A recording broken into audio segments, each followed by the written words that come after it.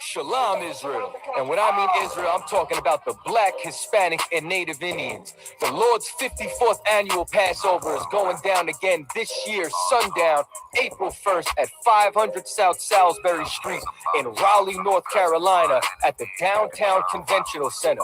It's got enough room for all of us. The Lord's 54th annual Passover. Last year, brothers and sisters showed up from all over the world, rocking ancient garments and glorious apparel in order to serve the Most High in Christ. Now, it's that time again. Commander General YAHANNA is putting out the decree for all brothers and sisters to show up sundown, April 1st in Raleigh, North Carolina. Join us at the Sheraton in Raleigh, the hotel right downtown. It's at 421 South Salisbury. The Passover is right up the block at the convention center, literally within walking distance. Make sure you pull up. Make sure that you do your due diligence because rooms are going fast and they are limited this weekend. You understand? We have months in advance of preparation. Do not wait till the last minute to get your room. The Lord's 54th annual Passover, Saturday, April 1st in Raleigh, North Carolina. Join us there. It's about time, send the person to them enemies. Shalom. It's that time again, Israel. It's the Lord's 54th annual Passover in North Carolina. Y'all know what we do. Y'all know what we came to do. Huh? The I.S.U.P.K. under Commander General YAHANNA will be hosting the Lord's 54th annual Passover in Raleigh, North Carolina at the Downtown Convention Center.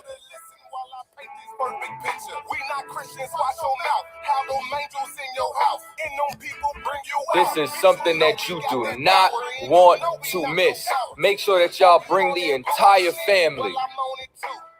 Oh, you think I'm bullshitting? Wait till I get with you. If I gotta go to ground, I'ma shut the town down. I ain't about to stop until I hear me said down.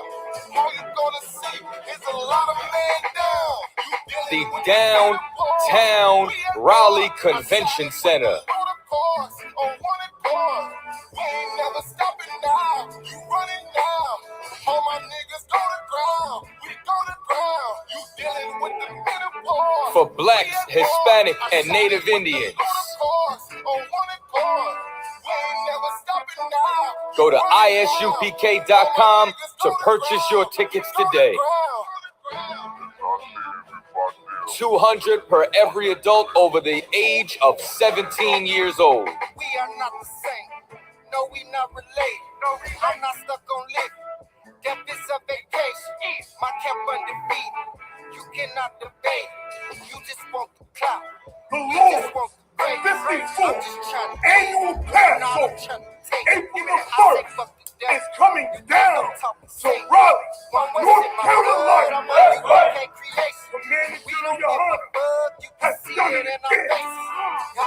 You don't want to miss this. Booyah!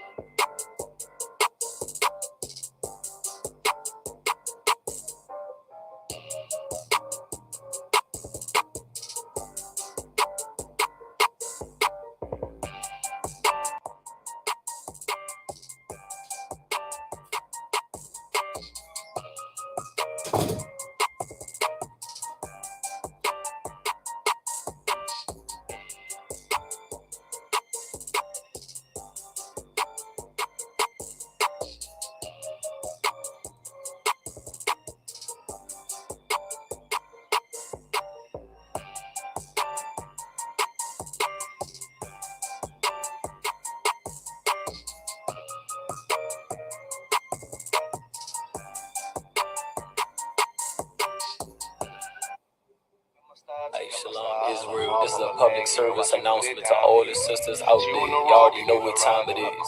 Them Passover corsages is blooming absolutely right this year. If you a married sister, rock that red corsage. For all the single sisters out there, the white corsage was made just for you. Stop playing. You cannot be Passover ready without rocking one of these. Just $10 to complete that fit for the Lord's 54th annual Passover. Pre-order yours now. Click the link below for more info. For just $10, I got a feeling that this is just the right batch of flowers to have you looking on point and official.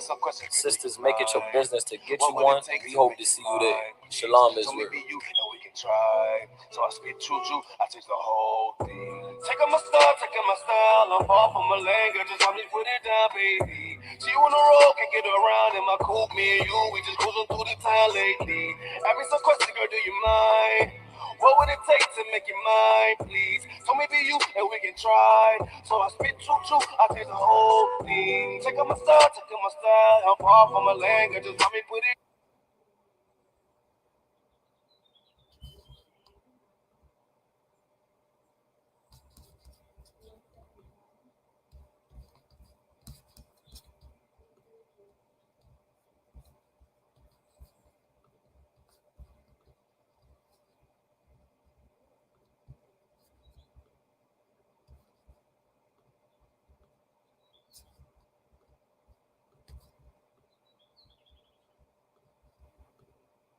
Oh yeah, it's going down.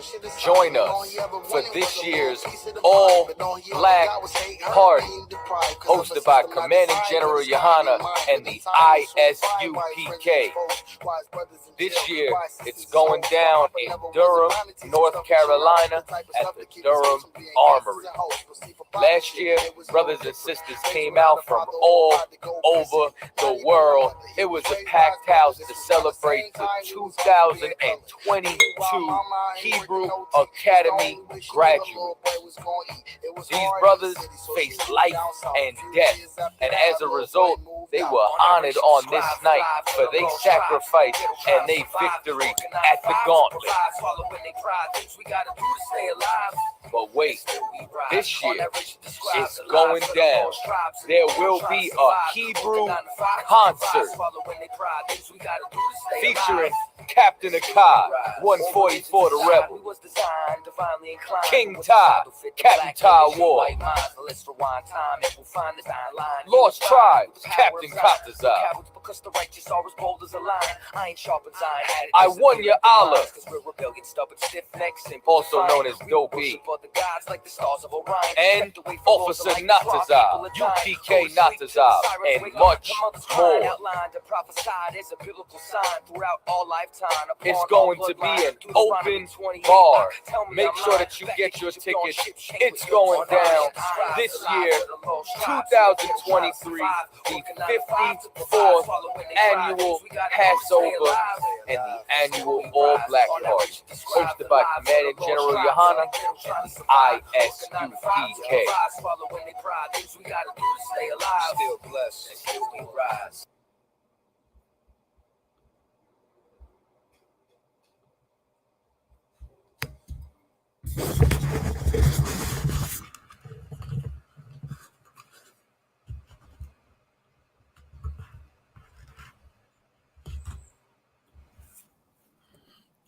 Hey, what's going on, Cap? What's going on? Hey, shalom, man. What's going on, sir? Hey, man. The Passover demons are in full effect. They're in full effect. They are coming from everywhere. Man. People don't understand. People don't understand, like, when you're getting ready for the Passover, especially y'all guys, y'all brothers are in the city where the Passover is. So yes, sir. Y'all definitely, in the trenches. Y'all, preparing for a Passover, man, it's like good. It's everything. You gotta, we can't even begin to explain the things, and all the demons you come up against, that's really trying to stop this Passover. You know what I'm saying? But that's right. We got to keep battling. We got to keep battling because right's a commandment. It's what we're supposed to do. And it's just like in Egypt, we came up against the Egyptians trying to stop us, from doing the things serving the Most High. That's right. So we went on and and stayed close to the Most High. Obeyed Moses, from the prophet that the Most High put in place in the head of everybody, and you see what happened. Right. So right now it's about us. Every little thing. Every little thing is going to come up and just, man, I thought I was going to get that. All that That's happened right. and this happened. So, but you keep on going through it. That's right. You keep on going through Damn it. right. You know what I'm saying? So, that's a fact. I don't want to start off the show absolutely correctly, letting y'all brothers and sisters know what brothers is going through, man. These Passover demons, don't let it go over your head. He's saying that for a reason. Do not let anything stop you from getting to the Lord's 54th annual Passover. That's what it is. Don't let anything stop you. Don't let your job stop you. Now, I'm not telling you to go ahead and walk off the slave. I'm not telling you that. Yeah, exactly. You know what I mean? But you should have you knew the Passover was coming. It's around the same time every year. You should have made your arrangements a long time ago. And if you're just coming into the truth, you know what I'm saying? Guess what? See if your slave will let you get off for the Passover. You don't know. You're probably too scared to ask him. You know what I'm saying? You don't want to have to explain to them that you're going to the Lord's 54th annual Passover. Do not let your fears stop you from being in Raleigh, North Carolina on April 1st for the Lord's 54th annual Passover. Because these priests and prophets from all over the world, guess what? These demons are trying to stop them, but it won't work.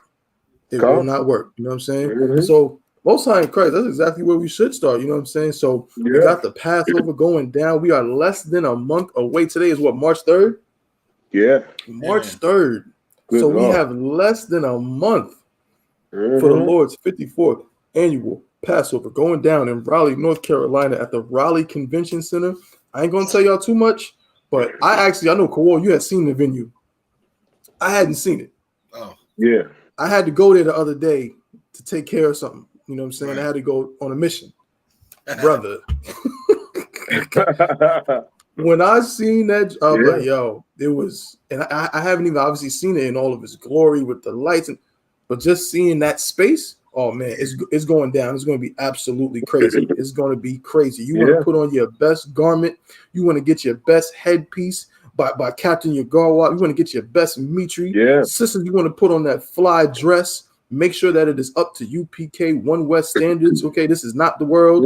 No one wants to see your cleavage and none of that. Make sure you come in glorious, righteous, modest apparel.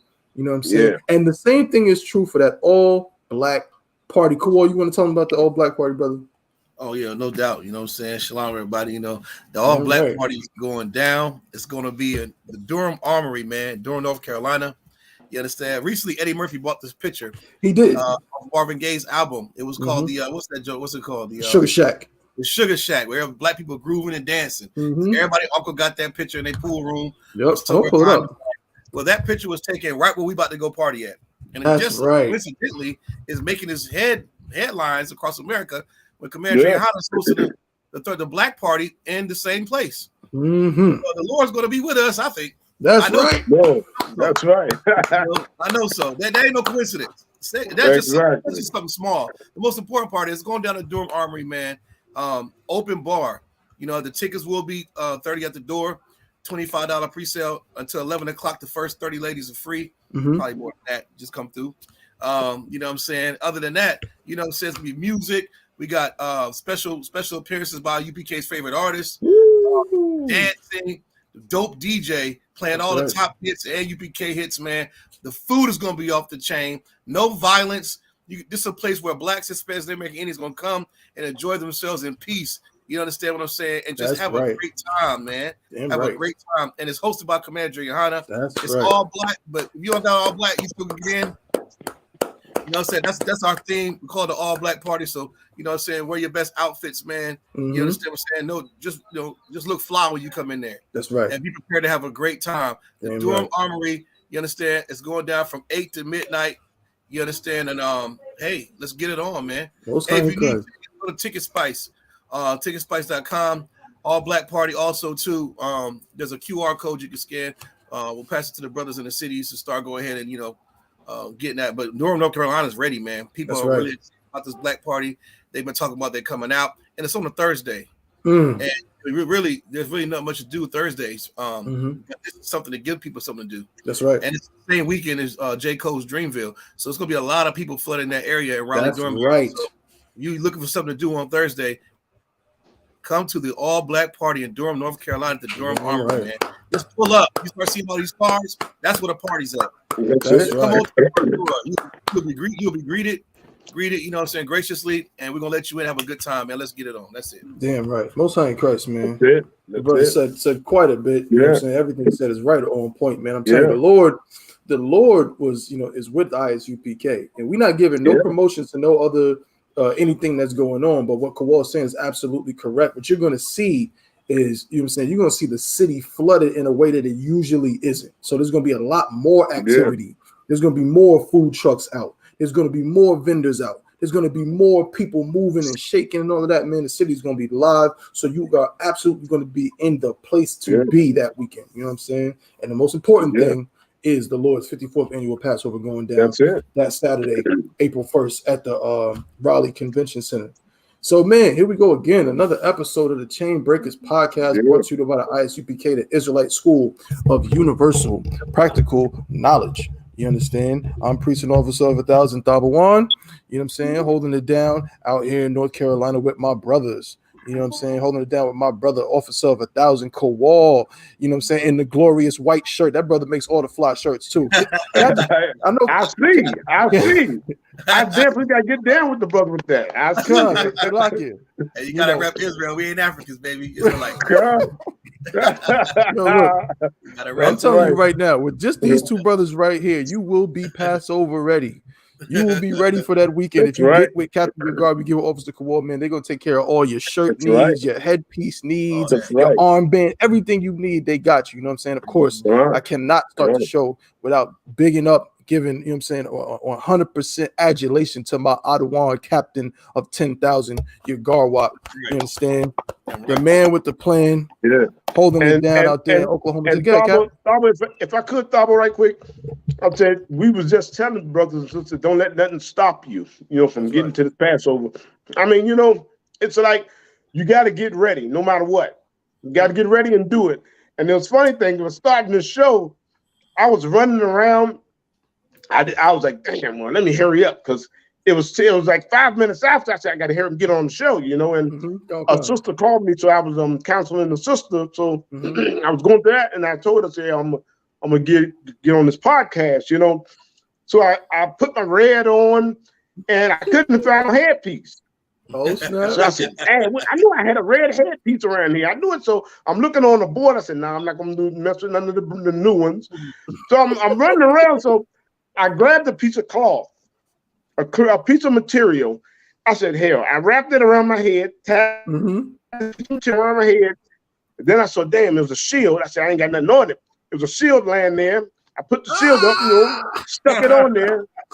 Hey, you know what I'm saying? Hey, this is what we doing now, I.S.U.P.K. You just get ready. You know what I'm saying? That is Don't crazy. Think about how you're going to do it. You know what I'm saying? Just do it. Yeah. That's right. Good night, that's crazy. I thought that was a fresh headpiece you made a while ago. You see that? That's the talent of the I.S.U.P.K, the Israelites, man. You better get down, man. But we're gonna get right into it.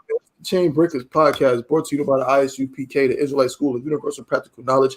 Started out of 1 West 125th Street, Harlem, New York, under Commanding General YAHANNA. You understand? Let me also tell everybody before we get started, we're not affiliated with any other Hebrew Israelite group, fake Christian church or blackity black organization of any kind. We're not affiliated with them. All right. We stand alone in the I.S.U.P.K. This is the home of the truth. If it is not of the I.S.U.P.K under Commanding General YAHANNA, it is not the truth. You understand? It is not of the truth. You have to make that very, very clear. But don't let that deter you. If you fake Israelites are watching right now, you should come to the Passover, man. Right. Should be at the Passover. Why? Because that is Passover. If you black, Hispanic, or Native Indian, you're supposed to be at the Passover. And that's what is happening in Raleigh. If you go to the Passover in Atlanta or in California or Chicago, you are not at the Passover. You are at a cookout.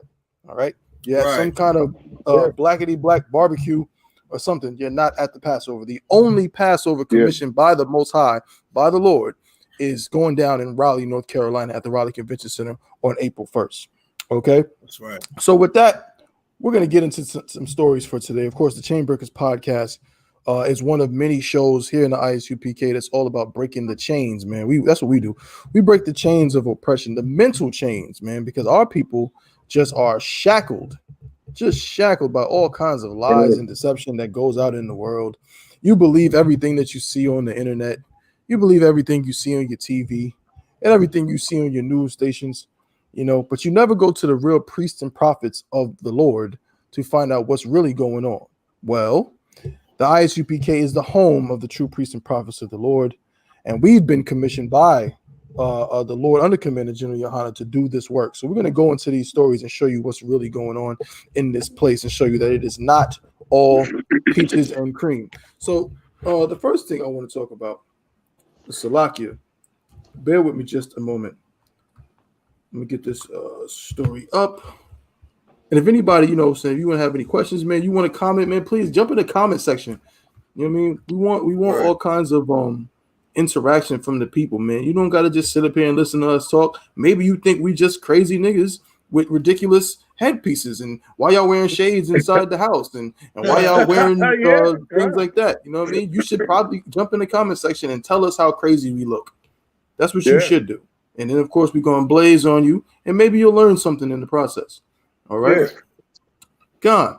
But let's get started. I saw this. My rib actually showed this one to me. I thought this was funny. Anybody hear about that Tennessee? I think he's a senator or something like that.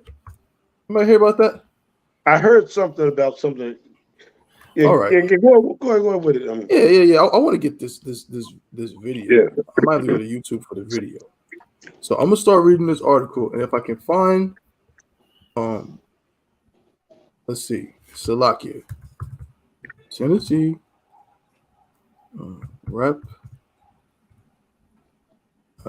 hanging. Let's see, Salakia, baby. Yeah, here we go. Most High in Christ. I might just play the video. Now I'm gonna read a little bit of article. We're gonna go to the video. All right. So it says, Republican sorry for suggesting hanging by a tree as an execution method. Tennessee lawmaker Paul Sherrill faced fierce criticism for grotesque suggestion in southern state with history of lynchings. Yeah, I gotta play the video. Salakia, I have to. I gotta do it. Y'all gotta see this. And I want y'all to see the smirk on this cat's face when he says this. I want y'all to pay close attention. All right. Here we go.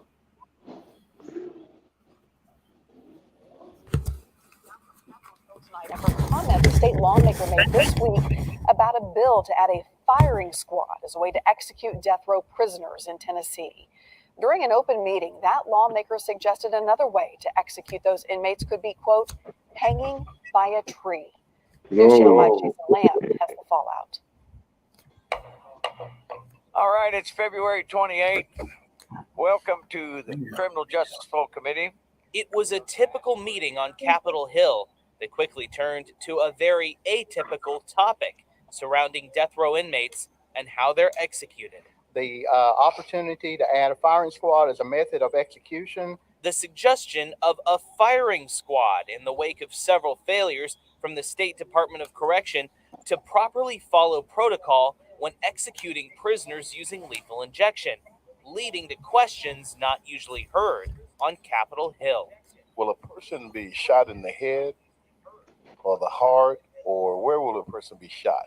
But then came the comment prompting an apology tonight.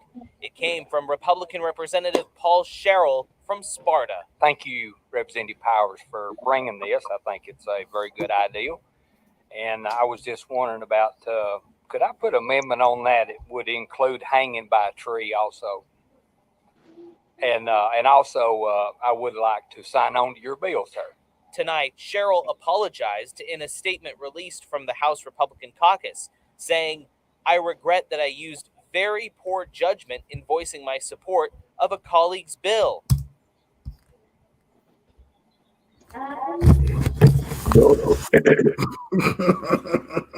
Boy, man.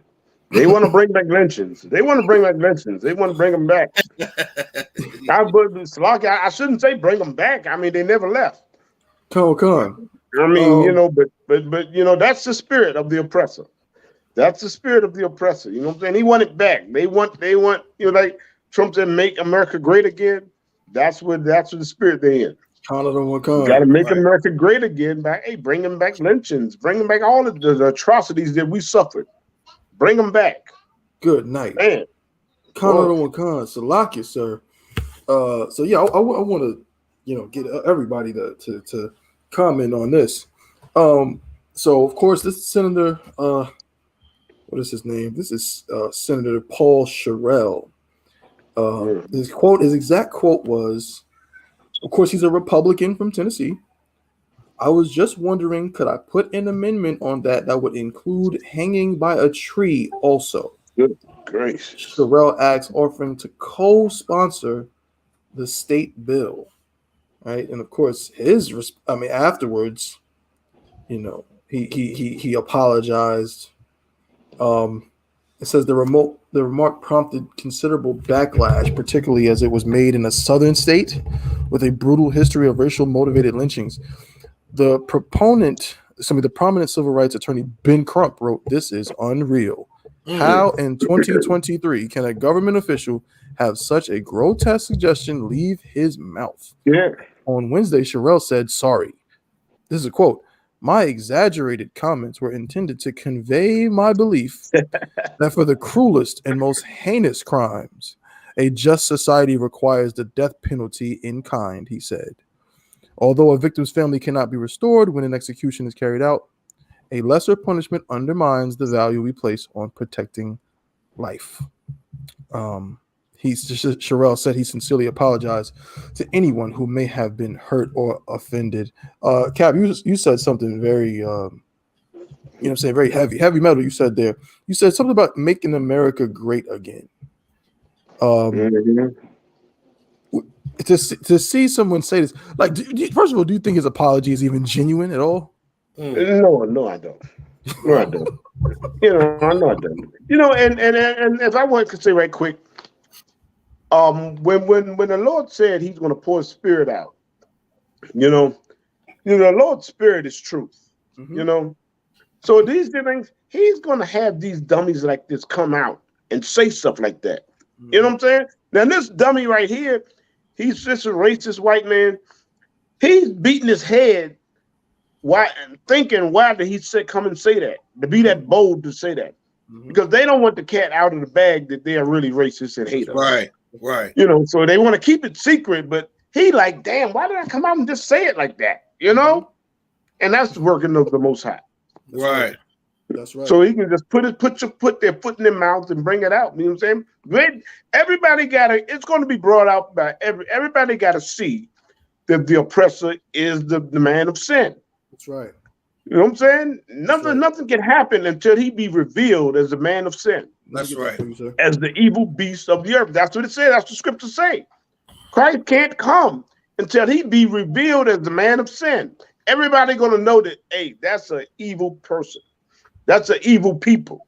What they do. You know what I'm saying? So everybody going to know. So what we seeing prophecies being fulfilled right now. Right before our face. And all these little things like this, he's being revealed as a man of sin. Come on, I got it, sir. And again, it has to happen. It has to happen. Come on. You know? Come on. This is the book of 2 Thessalonians, chapter 2 and verse 3.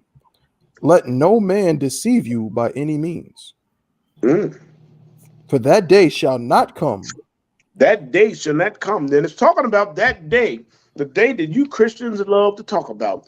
Oh, right. when the Lord going to crack the sky and Jesus come down and take us back to heaven. You know what I'm saying? But that day of Christ coming, it can't come. It's not going to come until what? Read on, brother. For that day shall not come, except there come a falling away first. Falling away first. Good Lord. Don't let that go over your head, Christians. That's right. Falling away. Falling away, that means you got to fall away from your Christian church. You got to fall away from Wednesday's Bible studies. You got to fall away. I mean, you got to fall away from your your Ash Wednesdays. You got to fall away from all your religions and philosophies. Right. That's right. Fall away from them. You know what I'm saying? You got to fall away. And what we've been seeing over these years, the short time I've been in the truth, people have been falling away from the Christianity and the religions and the philosophies. It's been happening. That's right. You know? Right. Read on, brother. Come on. It's like, sir. Except there come a falling away first, and that man of sin be revealed. That man of sin be revealed. That man of sin. There no, we've been seeing so many movies. Don't think the man of sin is one man walking around. You gonna say, "Oh, there he is," No, the man of sin is people. That's right. People. The man of sin is the people who have done the most evil in the earth. That's right. The people who drop hellfire missiles on innocent women and children. That's right. You know what I'm saying? The people has been evil to everybody. You know what I'm saying? That nation of people, who oppress everybody and everything. Those people got to be revealed as a man of sin. That's right. That's the man of sin. Those are people of sin. The nation of sin. Come. That's what the Bible is saying. Come. Christ can't come until that happens. That's right. That's right. Yes, until that happens. And now you see, Salakia. Now you see what this governor official. What was he? He's a representative. He's a representative. Okay, all right.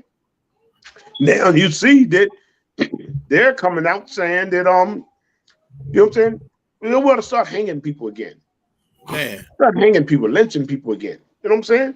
That's good. When people, black people have never stopped being lynched. That's right. But we're still being lynched. So you want to bring back to it being lawful. I mean, that's a terrible way to kill somebody. You know what I'm saying? Right. But they want this official want to bring it back. That's right. The oppressor is being revealed as a man of sin, and it's a beautiful thing. It's a beautiful thing because he can't get away from it. He can't get away from how evil he is. He can't get away from it. So right now, all these things are happening, and the Lord is doing it. You know what I'm saying? So we are just telling you, blacks, Hispanics, and Native Indians, that we are urging you to just get into this truth and understand what's happening. Don't let these things go over your head, what these people are doing and what's happening to us. Because the Lord is revealing them as a man of sin. Right. And when the Lord take them down, nobody's going to have no tears for them. Right. We're not going to be Oklahoma strong. That's and right. Memphis strong and hear all that BS. No, it's not going to be that. It's going to be like, oh, with Lord, I don't want to be them. Right. I want to, you know what I'm saying? Most High in Christ. Go ahead, brother. I yield. Damn right. Most High in Christ, the water for that I want absolutely 100% on point. If I could, just real quick, this precept is so heavy. And just to point out for all you knuckleheads out there, notice like Cap brought out, it says this the man of sin needs to be revealed. It didn't say the creature of sin. It didn't say it didn't say some kind of apparition of sin, the ghost of sin. It said the man of sin. Okay. This is talking about a person, it's talking about a people. You know what I'm saying? It goes on to say in verse 4, who opposeth and exalteth himself above all that is called the Most High. And that is worship. So this man of sin who believes is the one who believes he should be above the Most High, who believes that he should be God. It ain't talking about Satan. It's not talking about some red man under the earth with a pointy tail and the pencil Prince mustache. That's not who it's talking about. You know what I'm saying? Word, bro. Like y'all gotta get out of the fairy tales and get out of all of the weird, spooky stuff. Let's just talk about the reality. This is the Israelite School of Universal Practical Knowledge. You understand? Right. This is an absolutely ridiculous story right here. And it's somewhat funny to see. This oppressor said that he believes that this needs to be brought back because basically he wants to make sure that heinous crimes are truly punished. You know what I'm saying? Officer Kowal, you know what I'm saying? As a brother who, came up in the South, this is interesting to me because, I mean, this is there's a bunch of black kids who probably go to school with his grandkids. Right. Go to school with his children. And so on. And these are the same black people that me and you, when we go to camp, Captain, you grow up as well. When we go to camp in Oklahoma and North Carolina and Tennessee, they say, oh, you got to love everybody. You got to get together. All white people are not bad. You know what I'm saying? But this well-to-do senator is saying he wants to bring back hanging people from a tree. Now you can't tell me that he's not alluding to a very specific. He's not envisioning hanging oppressors, white people, from trees, because he learned this from his grandmother, who probably was a little girl watching lynchings happen in the town square in Fayetteville. You understand? So when you see something like this, I mean, what does it call to mind for you? Well, it just reminds me of the oppressor being a devil, man. And I never forget that at all. I never forget that. And that's just something that's just so quintessential, man, that we have to know. That Cap just brought out that scripture. We have to know that. That's why these videos are being played. I say this every show. Thank the Most High for cameras and media coverage. That's right. This is being put in our faces. It's going to get, I love to see videos like this. I'm not appalled. I'm not taken aback. I'm not mad. I'm happy. That's right. I wish he would have said nigga. Closing the door. We need that shock therapy. We're too busy singing these gospel songs and being lulled to sleep. Look at this guy. I mean, he just looks like an old slave master, non-bathing, dirty foot, Huckleberry Fred devil. Like, he looks crazy. Then on top of that, talking to a black constituent where he said that. The guy was black, and he said, how about hang from a tree? You know, there's plenty of ways to hang people. You don't have to use a tree. We got hung, Negroes, the Hispanics, and Native American Indians, we got hung by trees. The so-called oppressors in these movies, they use this dignified, lynching square. Right, that's right. Yeah. They construct it and put ropes in the little, they talk to you, put a bag over your head, any last words, and they pull the chair from under you, then you fall to your death, and then they take you off. No, they just, Negro, we got a good old tree. Ain't that good old noose? And Jim hung you on that tree and pulled you and burnt you and did all kind of stuff to you. What are you dignified? That's right. So when he said tree, that just shows how evil he is. That's it. He didn't say we could use construct a more softer approach to bringing back death by hanging. He could have been educated. He just went straight backwoods West Virginia, hanging by a tree. That's what's in his heart. That's what's in his heart. And like Cap was saying, these things must happen in order for black people to pull away, from that white supremacy. Stop leaning on the oppressor and thinking that he has your best interest in mind. He doesn't. He's a very smug, arrogant bastard, man. That's how we got hung right there. It wasn't no lynching block. It wasn't no any last word. And look at the people just walk around just looking like it was. That's what he wants to. He wants to bring that back again. That's right. That's right. That's what's really in his heart. And look at the panel. It was mostly white people on that criminal justice capital punishment panel. There's like maybe one black dude up there. And he was worried about when you want to say firing squad, are we going to shoot him in the heart? He's trying to figure out, the essence of this capital punishment thing. And this devil just comes out. How about hanging by a tree? He should be fired. Boy. Well, I mean, he should just be fired for that. Damn apologizing. If I hire somebody to be educated and you have a platform and a microphone in your face and you speak for 1,000 people and you push up these laws, this is the type of people who's on the bottom level push up these laws. They're ignorant white people, poorly educated, the ones who don't want to talk about critical race theory because if they bring these are the people who fought against critical race theory. That's so right. Dirty laundry won't be aired out. But here in this Chainburgers podcast, we're going to keep airing it out. Every class in the I.S.U.P.K throughout the week, we air out America's dirty laundry. And it's disgusting, man. That bastard should be fired without pay. And you know what I'm saying? Everybody in America, where's all these black? We're the only ones talking about this damn comment right now. That's right. Hanging by a tree. You know how many methods you can hang? They didn't hang Saddam Hussein by a tree. Exactly. He did heinous crimes. That's right. He got a dignified lynching where he got to say his last words and put a, it was like constructed little thing. It wasn't no tree. It wasn't outside with mosquitoes and that's right. On your damn skin. That's right. Damn right. Oppressor, man. I yield if I be talking for 2 hours. No, damn right, brother. Damn right. You right on time with it. You know what I'm saying? To both you, Cap, and you, Officer Kowal, for again providing a perspective for this, man. Our people, again, like you said, Kowal, people won't even know about this kind of stuff, man. No. People won't even know about it. They certainly won't talk about it. My rib showed me the video, and I said, damn, that's crazy. This is something that needs to be discussed. This is something that we need to talk about. You know what I'm saying? People need to know, again, these are your senators. If you're going to tell me that I need to vote? Right. For what? For him? so he can have, my family members, my brothers, potentially at the end of a rope, like it's damn 1862. Right. And this is important to me also. Is this heavy to think about, to remind brothers and sisters. And if I could, just real quick, not a full story, but just I remember before I moved down south, before I moved down to North Carolina, when I was still in college, I used to take the Amtrak train from New York to here, you know what I'm saying, to visit my mother, because she had just moved back down here. She's originally from here. So she had just moved back, and I would come down to visit her or whatever.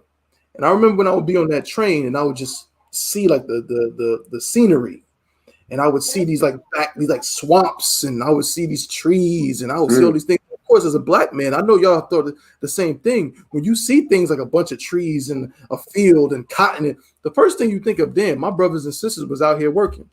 Or my brothers and sisters was probably running through this swamp trying to escape from slavery. And I remember thinking that, you know what I'm saying? But guess what? These oppressors, this is what I found out. These oppressors, they remember that stuff. They want to tell you when we come to camp, oh, I didn't lynch anybody. I didn't oppress anybody. But you damn sure be going to that Stagville plantation having a picnic. Right. You damn sure be remembering and having all kind of monuments and everything for your Confederate flag waving ancestors. But you tell me that it's the past. It ain't the damn past. You love slavery and you really want to bring it back, just like Senator Sherrill, Representative Sherrill. That's exactly what you want to do. You want to bring back lynching because it reminds you of the good old days. And Kowal, we was in the argument. Commander General YAHANNA was with us. We went to that Stagville plantation. Oh, if I could, shameless plug. Don't forget, if you got for the Passover, you can visit the Stagville plantation. That's on the itinerary, along with the Black Wall Street tour. So make sure y'all get in with that. You know what I'm saying? Get your money up and everything so y'all can do the tour. The Stagville tour is very inexpensive. It's like $2. And you get to tour the entire Stagville. And we also got a lecture coming up. It's either going to be next week or the following week. Myself, Kowal's brother, Officer Bunker, y'all, and Officer Giannis, I got a lecture coming up on Stagville Plantation and the Black Wall Street. So look out for that as well. We're going to be putting out some promo for that real soon. But what I'm saying is, when I went to that damn plantation, I'll never, ever forget it, Kowal. Right. Those oppressors had a box of pizza. A pizza box. I'm sitting here with my brothers, and as soon as you drive into the plantation, for me personally, your heart gets heavy. Because you're just looking at these old wood sheds, and you're just like, man, I know where I am. Like this is a relic of the reality of my people's oppression as chattel slaves. And then I go and see a bunch of oppressors with cowboy hats and pizza boxes, and they got the dogs with them, and they going for picnics. Man. I said, man, this is wicked. That's what I saw. So it does not surprise me that this oppressor wants to bring back lynching, because that's what all these oppressors want. They really want to be able to just hang niggas from trees again and have a picnic and have a, some kind of seance or something like that to celebrate when they see you destroyed and murdered in that way, man. Right. Yeah. It's not a shocker at all. And Salakia, if I could, Most High in Christ. There we go. Y'all, can you hear me? I think you might be having some technical issues. Most High in Christ. Shalom, how about you? What's going on, brother? Hey, Shalom, going crash. What's going down? Not much, bro. We just over here talking about this this center. Did you get a chance to see the video we were just talking about? I didn't see it. No sweat. I'll probably send it to you later. It's just some devil talking about how he wants to bring back lynching. He wants to lynch black people officially as a mode of what I'm saying, capital punishment, which is interesting, right? Because brother, you're over the prison department, correct? In North Carolina? God. Now, as a brother over the prison department, I think this might be of interest to you. Now, he's in Tennessee. Right? But we got brothers all over the United States, all over the world. You know what I'm saying, that we try to contact who might be in legal trouble, who are locked into prisons and so on and so forth. And this politician said, and I quote, let me just read this real quick for you, bro, so you can kind of piggyback. I'll paraphrase it. He basically said he wants to, because they were talking about capital punishment, death penalty. He said he wants to make an amendment that allows them to hang people by trees. He wants that to be officially on the books. You understand what I'm saying? And so, of course, Right. Officer Kowal and Captain Yagarwa were going in on it, but that was pretty much it, man. It was just amazing to see some oppressor just reveal himself like that, which is what Captain Yagarwa brought out, that the man of sin needs to be revealed. But I'm going to ask you this question as well. You didn't even get to see the whole thing. But does it shock you that that some Republican senator would say so blatantly that he wants to hang people from trees again? Does it shock me? No. Well, I think what's more shocking is how many times things like this happens, and yet our people go and vote these men in office. That's right. That's what shocked me. Right. That's right. That's It, right. It's shocking that our people don't see the sense of urgency and distress for us to separate from America because of things like this. Let the devil be the devil. The scriptures say, paraphrasing, he that is unclean, let him stay unclean. Mm-hmm. You understand? Don't try to change him from wanting to hang Negroes on trees. What we should be trying to do is separate from these men who want to kill us, man. That's right. And so like, damn, lethal injection ain't enough no more. They got to make a mockery out of us, man. And that's what the scriptures say. It's like they made a mockery out of us, man, and that's all it is, man. So that they can just show us how low we are. And I know in his mind, and that senator's mind, or whatever you said he was, for him, it's probably beneficial to stop criminals, to stop Negroes from committing crimes, because what he wants to do is he wants to turn a Negro into a spectacle for the rest of us to consider before we commit a crime or before we move into his neighborhoods. Right. So that, you understand, so we have that image implanted into our head again. Because let me say this, and I'll land my plane here. Yeah. White people spent a lot of time strategically turning us into physical and mental slaves here in America. That's right. And now you have, white people are splitting. You have some who's trying to go away from slavery and some who's fighting for it. But now they're saying black people, they're starting to break the bonds of that mental slavery, which is what this whole podcast is about. They're breaking the chains of that mental slavery. And now the mindset of that devil is that they have to repaint that image again. They have to put that nigga back on that tree again, so that we know our place here in America. Now, the problem is this. Even though you may say, well, that's just one white man, or that's just him, the problem is that all of America was built and it became great because you hung from a tree. And if America has to get strong, then it's going to feed its roots. It's got to. That's the only way that tree stands strong. And so who's going to be hanging on them trees is going to be black men. Who they use the death penalty for is black men. How many black men have been murdered through the judicial system that was innocent? You understand? Those murders is to make sure that we stay in our place and to make sure that America stays strong, man. So, hell with him and to hell with America. It's time to separate from this place. I'll land my plane. That's it. All right. Well said, brother. Damn right. Most High in Christ, man. So yeah, as the Akim and the Adawan have just said, man, y'all better, get your mind right, and get your spirit up out of America. As we always quote Micah 2:10, this is not your rest, man. You think that voting for whoever is going to do anything to save your people or save your kind, if you Black, Latino, Native Indian, you are a fool. It is not going to happen, all right? And so moving right along, I want to get into this. This is a pure opinion piece, all right? I'm interested to see what brothers think about this. Did y'all see this whole thing with Michael B. Jordan on that red carpet? Did y'all see that? Yeah, and with the L'Oreal chick. Yeah, L'Oreal and Michael B. Jordan, and then Joe Budden got involved. Hey, so Salakia, but I didn't catch none of that. No, what went on?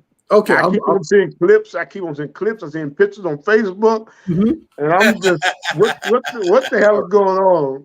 So let me paint the picture. So first, I'm gonna play a video. All right, we'll play a little video. Now, this is a clip. Now, this is Michael B. Jordan. We know Michael B. Jordan, the new film that not only is he starring, also directed. Creed 3 just hit theaters. I hear it's doing well. And this was, I think, it was like the premiere or something. And on the red carpet, Michael B. Jordan had a run-in with one of the the host type people, and it was a sister named L'Oreal, I think it is, and they have a little bit of history. Okay, so I'm gonna play this clip. All right, so bear with me just a moment. Okay, Shalakia, here we go. All right. So let me go ahead and solo this. Here we go.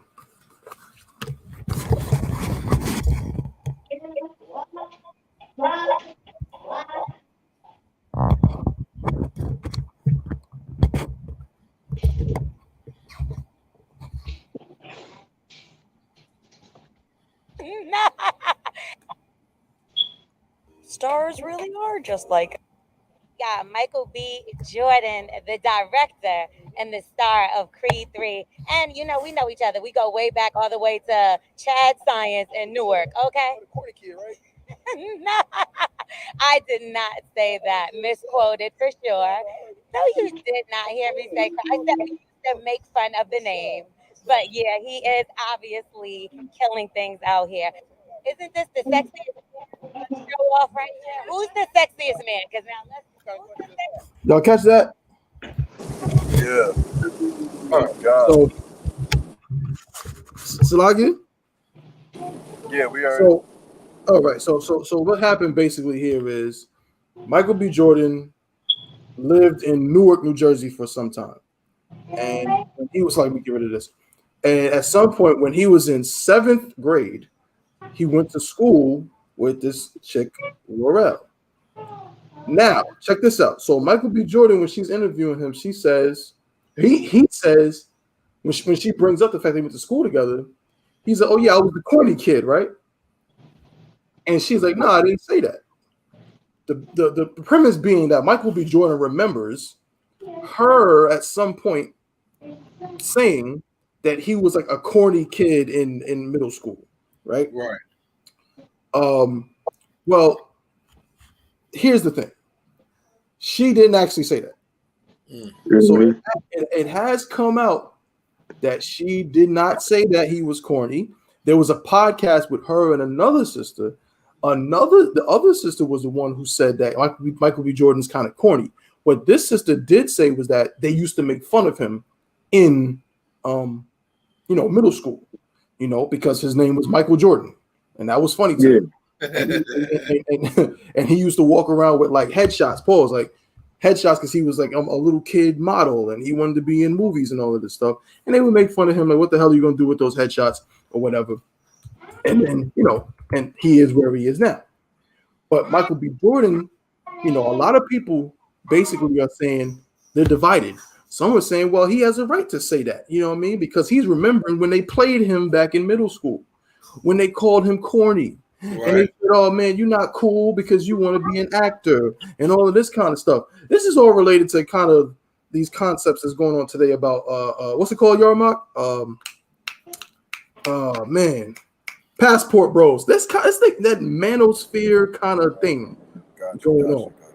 You know what I mean? So this is what Joe Budden. So we're gonna go to Joe Budden if we can find this clip. Joe Budden has something to say about Michael B. Jordan, right? So what I want to do is I want to talk about this, and let's get to the bottom of this, man. All of these brothers and sisters in this whole thing obviously are not in the truth, but from the truth perspective, let's examine this, all right? So let's see what Joe Budden. Shabaya Allah said Michael B. Jordan is a horrible actor. I absolutely agree, brother. So Yeah. I 100% agree. Michael B. Jordan is a terrible actor, okay? You don't hear a lot of people say that. A lot of people don't say that. So me and Shabaya Allah might be in the minority here, but no sweat. But let's see what Joe Budden had to say, because Joe Budden's stance is that, well, it's corny for a grown man to be holding a grudge against some woman over something she might have said when he was in 7th grade. Let's see what Joe Budden had to say. Salakia. Bear with me. Here we go.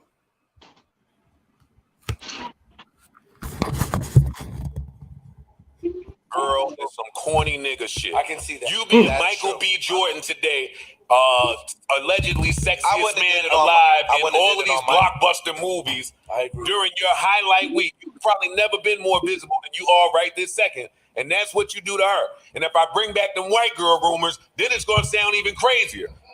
Because why you talking to our sisters like that on the red carpet? We ain't even talking to white bitches like that. Ooh. But I'm not going to make it racy. They say I make everything racy. That was corny to speak to that girl like that. I'm not disagreeing. I would have made Michael B. Jordan. That's why niggas call you corny. Off air. I would have made a joke off here like, word. Hey, Creed. Hey, what's this nigga's name? I wouldn't have did that. Hey, Creed. In case you were confused, that corny ass shit you did is why niggas think you corny. Yeah. In case you were off a little bit. As to why you niggas keep thinking that money hides corny. Oh, you doing that to a girl is some corny nigga shit. I can see that. You being Michael B. Jordan today, allegedly. All right. So we hear Joe's stance. You know what I'm saying? We hear Joe Budden's stance on it. So, I mean, if I could, I want to ask Officer Kowal first, if I could, Captain. Yeah, go ahead. No sweat. The resident man of perspective here, because again, like I said, there's a lot of. Can't wait. Yeah. Is Michael B. Jordan corny for that? No, I'm gonna tell you why he's not corny for that. There's several dynamics to this. Okay, being one, I'm a Joe Budden fan. I used to get laughed out of the room for being a Joe Budden rap fan. Joe Budden's in my top 10. I'm putting it out there. You do with the information what you want to. Now, with that being said, you understand, Michael B. Jordan's human. And these men on these podcasts are doing something that's so sinister. That is if you don't pay attention to it, you might miss it. They're afraid of being canceled by black women and feminists. So they take the side of the woman to keep their podcast to avoid smoke. How many times you've been in high school or middle school and these kids like Michael B. Jordan were picked on for being exceptional or want to be actors or models or attorneys or whatever, and girls clowned them. Yep. And it bothered him. Never did they apologize and send him an email or text message and say, I said some mean things about you, but you were actually talented. That might have made Michael B. Jordan's day. But no, L'Oreal's concentrated on what she said on a podcast, and she's saying, I didn't say you were corny. We said you did corny stuff on the podcast. But what she failed to realize is when you say things and pick on kids, they don't forget that stuff in school. Now, I was never picked on in school, just to put that out there. However, I did see kids get picked on. And I never liked it. I was always friends with them. Michael B. Jordan is not a robot. He's human, and humans have emotions. You understand? I don't give a goddamn if he was a billionaire. If you called me corny in 7th grade, and you were in the same circuit as me, and you see me, you see my movies, my interviews, and you did not apologize for that. You still think that. And don't call me to your goddamn your stupid podcast interview stand when it's time to get views. I thought I was corny. That's not really holding a grudge. He didn't spit on me. He just basically said what any black woman would have did.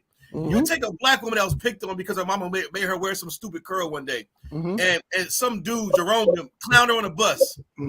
And told everybody this about her, or say her coochie stank or something. She would never forget it. And if she called Michael B. Jordan out on that red carpet for doing that, every black woman would have said, "See, that's right, girl." But because of the roles in reverse, now they want to ridicule Michael B. Jordan because he's a man. God damn that! I'm glad he said something to her ass. That's what she get. You gotta watch your mouth. Yeah. Watch your mouth, and you better apologize when you're wrong. Michael B. Jordan could have said, he could have pied her in the face, or he could have dissed her and gave her the Jenny Fox hair. That would have been funny. It would have been a meme. But if it was other way around, and it was a female complaining about Michael B. Jordan calling her stink or musty in school, every black woman would have said, "Oh, I was hurt by that. He should apologize. He shouldn't have done that." No, because it's Michael B. Jordan. Yeah, he had white girls in the past. Whatever. Some of you black girls are screwing white dudes. Every time some white wears a hoodie, oh, he can get it. I don't give a damn about none of that. Michael B. Jordan's human. He has emotions. And at the same time, could he have handled the situation differently? Yeah, but who's the goddamn say where he was right or wrong? I'm glad he aired her out. I'm glad he did it. Yeah. If it was me, I probably wouldn't went over there to her. She owed him an apology for calling him goofy in high school. Because look at her mouth. Have you seen her on Lip Service with Angela Yee? No, I haven't seen it. Well, yeah, go watch that. I pay attention to everything. I'm outside. I watch these podcasts. A lot of these goddamn women got smart mouths, and they act like they can do no wrong. They act like they wasn't whores. They act like their coochie didn't stink. You act like you're better than somebody. So when Michael B. Jordan, who was a boy becoming a man and trying to be an actor, he came to school with headshots. So what? So goddamn what? You call him corny for that? Okay. Well, when I remember, I'm corny when it comes to your interview stand at the red carpet. I'm walking right by you. Most like Christ. He's human. Who gives a damn? I'm glad he aired it out. He could have did more. But back, I'm gonna land my plane. Joe Budden does this a lot. He takes the safe side because he goes to strip clubs. Number one, he does. He don't want no woman. He's had too much smoke in the past with women. So Joe Budden lives his life always apologetic to women because he's been accused of being a woman abuser. He does. So anybody who wants to keep their image clean, they take the woman's side first and ignore total logic. This is coming from the same man who has 10-minute songs about hating a bitch. Remember this now. So Michael B. Jordan could let it go. You made 10-minute songs, which I love the songs, about hating your baby mamas and girlfriends. Nigga, pick a side and stay on there. Always be with the brothers, man. How about that? How about black men stand up and support each other? Damn these stupid ass women running their mouth all the time. Yeah. You know she called him corny and everything else. Oh man, ass turkey man, whatever. So like you. Okay, I have a lot to say, but I have to yield to my brothers. Cap, what would you do, Cap? If Cap, now I know, you've had your time. We love to hear. I personally, I love to hear the stories about you coming up. You know what I'm saying, out there in Chocolate City. What would you have done if some girl who insulted you in 7th grade, because they only went to school together for 1 year, some girl who insulted you in 7th grade in the hood, and now Captain Yagarwap's Garments is the flyest, clothing store on earth. And now she come up to you on the red carpet like, oh, we have Captain Yagarwap here doing big things.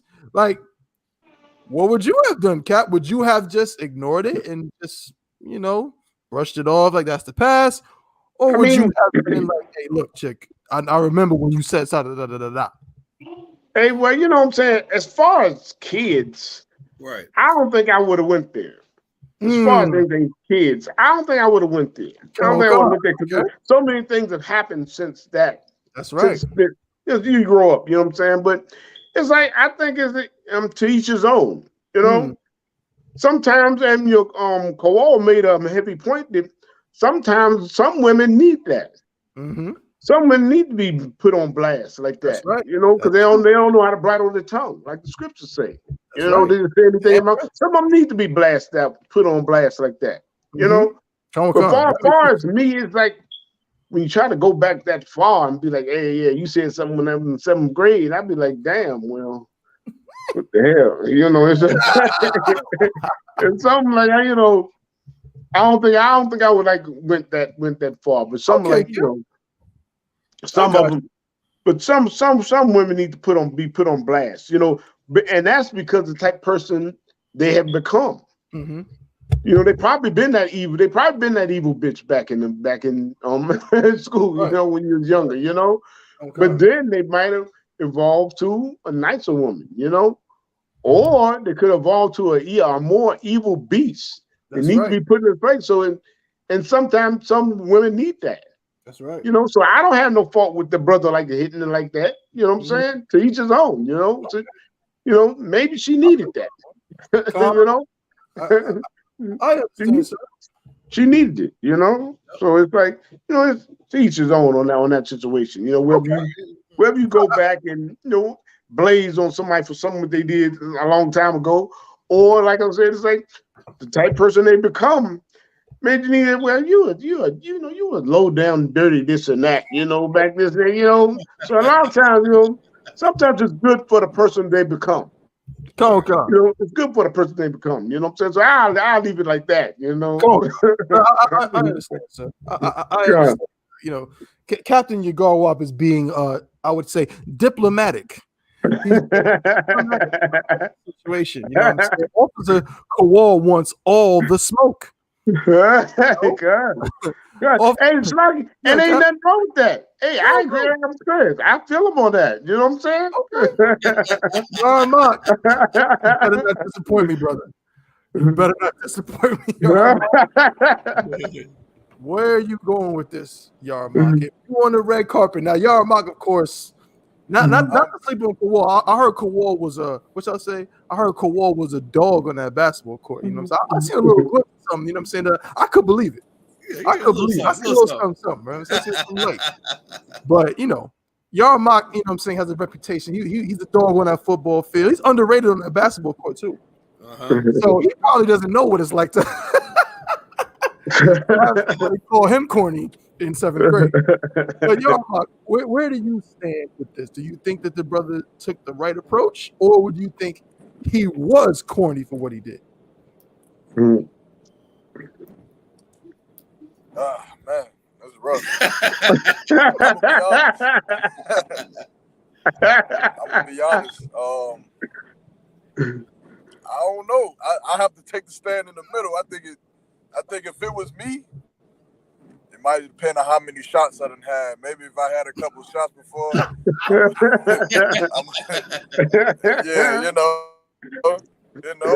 don't know, man. I don't know if it was corny or if it was like something that really bothered him. Yeah. I don't know. Salagi, he need to go. He need to go alone next time and let her know that she was bothered by something that happened however many years ago. But, I agree fully, brother. No sweat. Is it my turn? Oh yeah, it's my turn. Yeah, it's your turn. I consider myself just the host. You know what I mean? Of course, these brothers they break things down, man. They don't need my help or nothing. You know what I mean? I'm just here to ask some questions and show some videos and things like that. But on this one, man, I gotta say something. And everything that the Akim said is absolutely correct. All my brothers, we are one West, we are one accord. You know what I'm saying? I completely agree with everything they said. But I have to be honest and say that nigga is corny. Are y'all kidding me? Bro,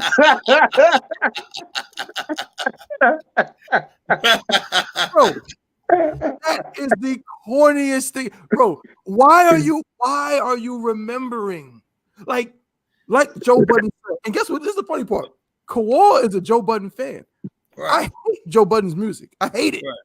Right. I hate his music. I respect him. I think he can rap. He's probably the weakest link in Slaughterhouse, but that's another story. But oh my goodness. Here's the thing. Like he said, you are Michael B. Jordan. You are Wallace from The Wire. You know what I'm saying? You're the kid with the afro, Kofi and Ray Ray from Hardball. You are Creed. All of this stuff, you done made all kind of millions of dollars, man. You are what's his name from Black Panther? Oh yeah, Killmonger. You are and to be honest with you, most black people like Killmonger more than Black Panther. Right. Yeah. Everybody liked Killmonger. You know what I'm saying? This is who you are. You made a name for yourself. You went through all of this, and you get to the red carpet, and you sit up here and remember some things some little girl said to you when you was 12 years old. This nigga is 36 years old. Yeah. At some point, like Cap said, at some point, it's like why would you take it there? Now, if you got an issue with her because she said it, like Yarmark said, you can go to her alone. You can say, hey, look, I didn't like what you said. You know what I mean? But you thought that you was flexing on this female on that red carpet is what you thought. You thought that when you went to that red carpet, you were gonna say this, and everybody was gonna be like, "Oh, you're so cool because you made it, and she's not on your level, and you're Michael B. Jordan, and you flexed on her." I'm sorry, bro, but to me, that is the epitome of uncool. Cool niggas. Yeah. I'm gonna say it like this: niggas that's cool are the niggas that, and I'm only speaking this way because of the situation. Others that's cool be the ones that don't really, nothing phases them. You know what I'm talking about. You know that cool brother that don't nothing really phase him. Like some girls, he's like, whatever. Like, you know what I mean? He's just too cool for it. He's too cool for school. But Michael B. Jordan, my brother Shabaya Allah said it. He got sassy with it. Go ahead, y'all. What am I saying that's wrong? I gotta ask, because I gotta hear it. Because of I'm on my phone right now, so I couldn't really see the video. I couldn't see the video. Mm-hmm. What did he not like complete the interview? He kind of did. Like, I'm not gonna say he didn't. I'm not gonna put it out there like, oh, he walked off or something. I'm not gonna say that. He said that. He kind of smirked about it. I think Shabaya Allah said it in a perfect way. He got a little sassy with her. Like, oh yeah, I was the corny guy, right? I was the corny guy, right? That's how he came off. But he smiled.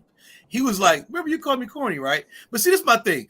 I'm not speaking. If I'm Michael B. Jordan, certain dudes was players, like you said. It takes a cool type of nigga. That's a player.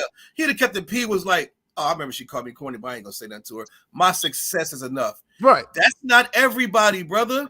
Everybody don't think like everybody don't think like no player. Right. Michael B. Jordan does not strike me. Have you seen him in Hardball? Does he look like he grew up a player? Hell no. But see, that's what it bothered him that he was called corny, and it was never apologized by a woman who had a platform. Mm-hmm. She's not a nobody. Yeah. She's on a podcast weekly, radio shows. That's a whole successful podcast. She could have said, any mom, y'all know what? I went to school with this actor named Michael B. Jordan, and we did call him corny, but I take that back. You never know, girls, what guys turn out like. Well, she kind of said that. Yeah. No, she chose to say it when he brought it up. It's too late now. Fair enough. Okay, I got you. Listen to little girls. Listen to boys and girls. Watch your goddamn mouth. Be kind to your brothers and sisters. I'm glad this came out. It's an educational tool. I don't give a goddamn worth $20 billion or $5. You called me corny. Apologize, or just say, you know what? You know we can all charge into the game, but some people don't charge into the game. I charge stuff to the game because I'm non-confrontational. Because you're cool and you're not corny. Cool. Michael B. Jordan's not a player. He ain't went West. He's an average Joe. He's gonna take. He's a Russell Wilson. He's a Russell Wilson. He's going to politics. You know why I said that, right? But I and it's like, I'm not saying that he's wrong or right. I'm saying she deserved that for running her goddamn mouth. I'm with you. You deserve what you get. If you didn't say it, he remembered that. He looks like a brother who don't forget nothing. Absolutely. He get caught up in Killmonger. He's a goddamn human. Go ahead, Cap. That's a fact. Go ahead, Cap. Hey, you know, I definitely feel what you're saying. You know, but you know, I definitely feel what you're saying. You know what I'm saying? You know, that whole situation, you know what I'm saying? Some things is better if you don't say nothing. Because they feel it. They feel it more if you don't say nothing. You know, you just let it be. You just let it be. And they gonna sit around like in the dark when the demons come and say, that means I did that, and they gonna feel bad about it. You know? And sometimes it's just better just go ahead and just leave it alone. That's right. The business, leave it alone. It's like a crazy thing that happened one time with a crazy hoe in a hotel room one day. I would say in a lobby of a hotel after a big fight. We sitting there, me and my brother sitting there, and a chick tried to brush my brother off like, oh, she big time, number the hoe, number the hoochie, trying to be a hoochie. Don't understand that top-notch hoes get their own money and they get places. You know what I'm saying? Right. She just little ragged out, run out DC hoe did in New York. So after it was a big Pernell Whitaker fight. So I was sparring partner with Pernell Whitaker, you know, for that fight, you know. Oh yeah. So me and my brother sitting around, you know, we were just resting, you know. So she come walking past, and my brother just spoke to us, hey, you know, because he knew her since from high school and shit, you know. So she tried to brush my brother off.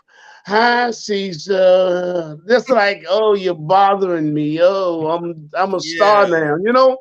So when Pernell Whitaker came in, everybody started, hey, new champ, you know, this and that and stuff like that. And then he was with Naughty by Nature, you know, with Tretch and Benny and stuff. So while we sitting down, Tretch and Benny came over to me and my brother Cecil and shook our hands. Say, hey, what's up, man? You know, when the after party hitting off, you know, we like, oh, in a little bit, you know what I'm saying? So then after a while, you know, different stars came in, like Bruce Smith, Charles Oakley, all of them are coming in. So we say, oh, well, okay, the after party started there. So we headed up there to the after party, you know what I'm saying? But she was sitting there looking like a damn fool because she can't go. Right. So it wouldn't have been like, you know, something like to really say something to her or look down at her like, what the hell? She feel the pain. That's right. She feel the pain. I don't have to bring that shit up to her. You know? I don't yeah. Look at her. I ain't even look at the dumb bitch. I'll just go ahead and see. You know, she feel the pain. She feel the pain, whatever, you know. So sometimes you can just leave it like that. You ain't even gotta say nothing. You know what I'm saying? The person's gonna feel the pain. They're gonna be like, oh damn. You know, and you ain't got to bring out, oh, yeah, remember? Yeah, you said this about me. Not bullshit. You don't be corny like that. So I guess he was corny. Yes, he is a corny ass, simple ass nigga. You know what I'm saying? You planning all these movies and stuff like that. Who the hell is she? I don't even know her. I don't even know her. This is my first time hearing about the crazy bitch, the broad. Right. You know, I don't even know who the hell she is. Who is she? You know what I'm saying? So he was real silly, and he is a corny nigga. You know what I'm saying? To just come out. Oh yeah, you said this about me in 7th grade, nigga. Shut up, nigga, man. You know what I'm saying? It's like you're simple, you goofy, man. You so damn goofy, man. Just come on, leave that alone, man. Full sacrifice, man. Damn. For that cap. That's the fact, though. But here's the thing. I want y'all to don't let it go over your head, man. Officer Kowal said that he wouldn't have done the same thing. No. Yeah. Cap is right. Captain Garb is so right. He's a corny guy. You know what I'm saying? And there's no doubt about it. The L'Oreal chick, it was her and her friend. So you know, when two girls say it, obviously all the girls are saying it. Right. So if they said you was corny in 7th grade, that bothered him. It is bothered him. Exactly. He's not a player. Exactly. I completely and I'm glad you said that. Hey, Salaki, if I could. Now that what Kowal says is true, and what she done to him, like I said, who knows? He might have sat in the dark so many nights and like, I'm gonna get her back for that. You know what I'm saying? He might have been hurt all these years. You know what I'm saying? One day I'm gonna get that chick back. You know? Who knows? He may have been painting in his heart, you know what I'm saying? Well, he was hurt. Who knows, man? He might have stood there and said, yeah, here she come. I'm going to get her back now. You know what I'm saying? So, who knows, man? Who knows? Did you get a good look at her? She's a pretty woman. Yeah. She's pretty. He probably probably tough back in the day. You probably for sure. Yeah, he's what we call a tender brother, man. He's very delicate and tender. And I understand what you're saying, Kowal. He's not a player, man. Cap is right. You know what I'm saying? Let it go. Yeah, some things you gotta let it go. I completely understand what you're saying, Kowal. So again, none of the brothers are wrong. You know what I'm saying? Again, we just talk about how we personally might have dealt with it. But even Michael B. Jordan, you know, it's not what he did is not a sin. It's not a sin for him to remind that sister, like, yo, I remember when you called me corny when I was 12 years old, even though this is now 24 years later. But nonetheless, yeah, he's not wrong for that. You know what I'm saying? I just got to point out, these hardcore niggas in the I.S.U.P.K are cut from a different cloth. Right. A different cloth. And this the funny thing about this to me is, you know what I'm saying? I'm laughing at what Shabaya Allah is saying, and all the Akim and Cap as well. But, you know, I probably was the cat on this panel who was like a Michael B. Jordan. That probably would have been me. You know what I'm saying? I couldn't box like Captain Carwop. You can't exclude headshots? I almost did. I almost did. I was the kid that I was the teacher's pet. All the kids thought I was, oh, he's so handsome. We need to get him in modeling. You know, I was that, so I would have been in Michael B. Jordan, but I was too lazy to do any of the work, and I didn't want to do none of it. But I can identify with the 7th grade kid. I just told a story. Was it last week, or I think it was in class? And I told a story of how I remember a girl in, was it 6th grade, 7th grade, one of the two.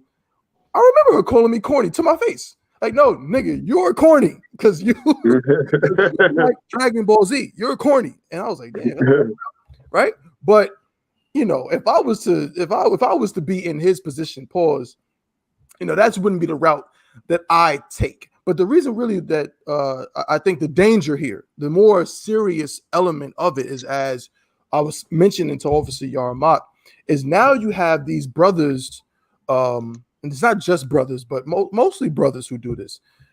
This whole concept of passport bros. Anybody, y'all familiar with the passport bros? Oh yeah. Right, and that's the really the thing here that's I think could skew the whole topic. Right, it's one thing for some little girl, some little black girl. You know how kids are, bro. We black people, you know how it is. You know how. Listen, little black kids are just bad. I don't know how to put it. Right. Little black kids are just bad. They have, because they oftentimes we're raised around people who are not very selective with their words.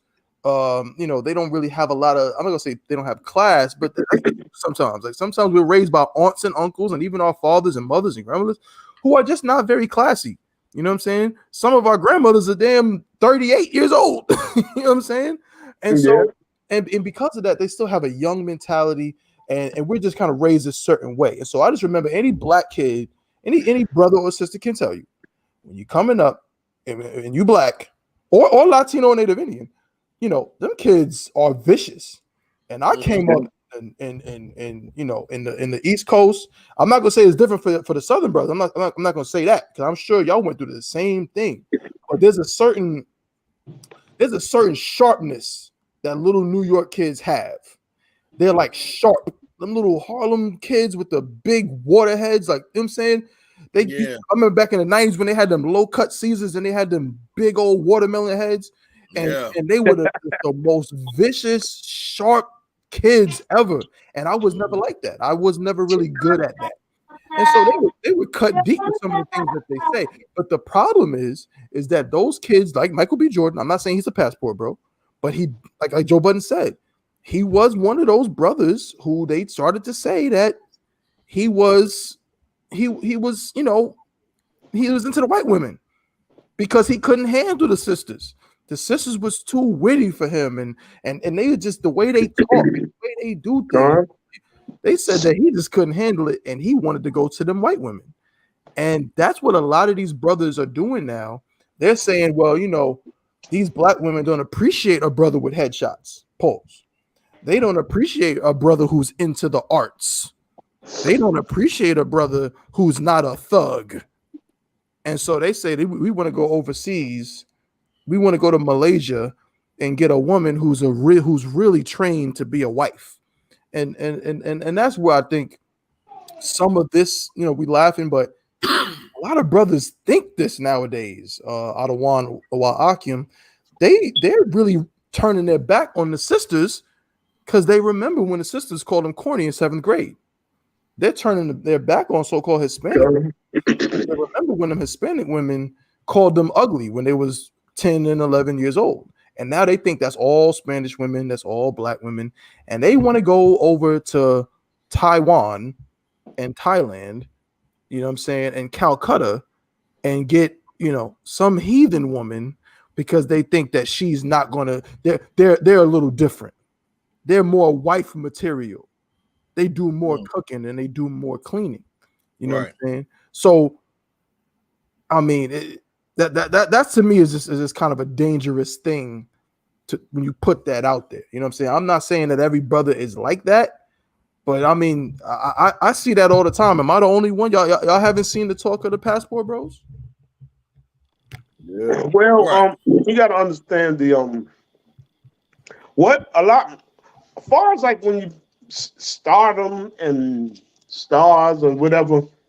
Yeah, a lot of times you have to understand that the oppressor's woman is a super whore. That's right. That's Fact. She's a super whore. And a lot of brothers just get tricked. They get caught up in the limelight of stardom. And these white whores will go through every length. I mean, every length to get a brother. And a lot of brothers gets tricked with it. You know, I was raised with a father that always say you got to watch them white people. That's right. Watch them. And what he mean when it says watch them means don't trust them. Whenever you gotta watch somebody, even if it's a nigga, if your father say watch them, that means don't trust them. So he's always saying watch them white people, watch them, you know, and don't trust them. And then coming like growing up, and I can see and then being sometimes on that level, it was always the white women that was there to, you know, show a nigga a smile. Right. Give a nigga eyes or something to really just try to trick him. You know what I'm saying? The trick is there. Sisters don't be around like that. So you see all that, and the brothers just get tricked so hard. I mean, so sad. It's so sad. And they become like, that's what I can know. I mean, being on that level, I know the goddamn. The brother don't have a chance. He get tricked by the whoredom. He gets tricked by the whoredom of a white woman. That's right. And he get tricked, and then next you know he's done. And then next you know he just said he don't see that in black women. Mm-hmm. He don't even have eyes for black women. He got eyes for all white women. That's right. You know what I'm saying? I mean, going to a party up in the Hollywood Hills, going to those mansion parties. I mean, goddamn, the women outnumber the men 10-1. Mm. And out of those 10 women, goddamn, eight of them are white. Mm-hmm. Right. 8 of them are white. You know what I'm saying? And maybe one is Hispanic and one is a so-called black woman. Mm-hmm. You know? So when you get those type of odds and niggas just boy, and then the whoredom of an oppressor woman, come on, brothers be taken by it. That's right. Brothers be taken by it and you're just looking like what the hell? You know what I'm saying? Right. But I'm thankful to the Most High that was always in my mind. That was always in my mind what my father just said that watch them. You know what I'm saying? Even when it was like, hey, just watch them, you know? Even when I was a little kid, I kissed a little white girl. Oh. And my aunt Viney beat the hell out of me. That's right. You know, yeah, give a shout out to Aunt Viney. You know what I'm saying? Aunt Viney. Look, my mother and father was out of town, so you know, with us being 7 kids, you know, somebody had to come and watch us, you know. Right. So Aunt Bonnie from Danville, Virginia, she was my mother's sister, you know. So it was a dare, I think, for my brothers. It was Margaret Lanham that lived up the alley, you know. So we playing in the alley, and I think it was a dare or something to kiss her, you know. And you know, I think I was about 6 or 7 years old, and I kissed her on the cheek, and boy, got her home. Cecil was like, Bubby kissed. They used to call me Bubby. That was my nickname. Bubby kissed Margaret. So Aunt Viney looked and smiled and said, oh, now who is Margaret? Who is Margaret? He said, that white girl up the alley. Boy, you could have keyed the thunder and lightning. Lightning, boy, she had a red Hot Wheel track that she spanked us with. Boy, she took that red Hot Wheel track and whipped my butt so bad, but every time a white girl got close to me, I was like, oh shit, that red Hot Wheel track.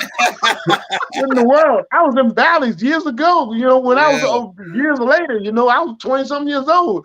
A white girl tried to holler at me, man, goddamn, I thought unbinding that Hot Wheel track. I was like, goddamn, I can't listen to white girls. Nah, you know what I'm saying? Right. But brothers get trapped. They get trapped so much. And like I said, I wasn't even on that level they on. On that level, I know that, I mean, come on, they get so trapped and so tricked by the smile in the eyes of oppressive woman, and damn, then they start hating their women. They start hating their women. Or like I said, some of them don't even hate black women. They just don't want to mess with black women because all they heard about. You know what I'm saying? Never even tried to go with a black sister. You know what I'm saying? But it's the fact, you know, just turn to suckers. You turn to a little sucker, you know, and you go ahead and you with that devil, and next thing you know, you're in a world of hell. And later on, and you'll see what happens. You'll see where they get you. But leave them devils alone. Go ahead, I yield, brother. Well said, Cap.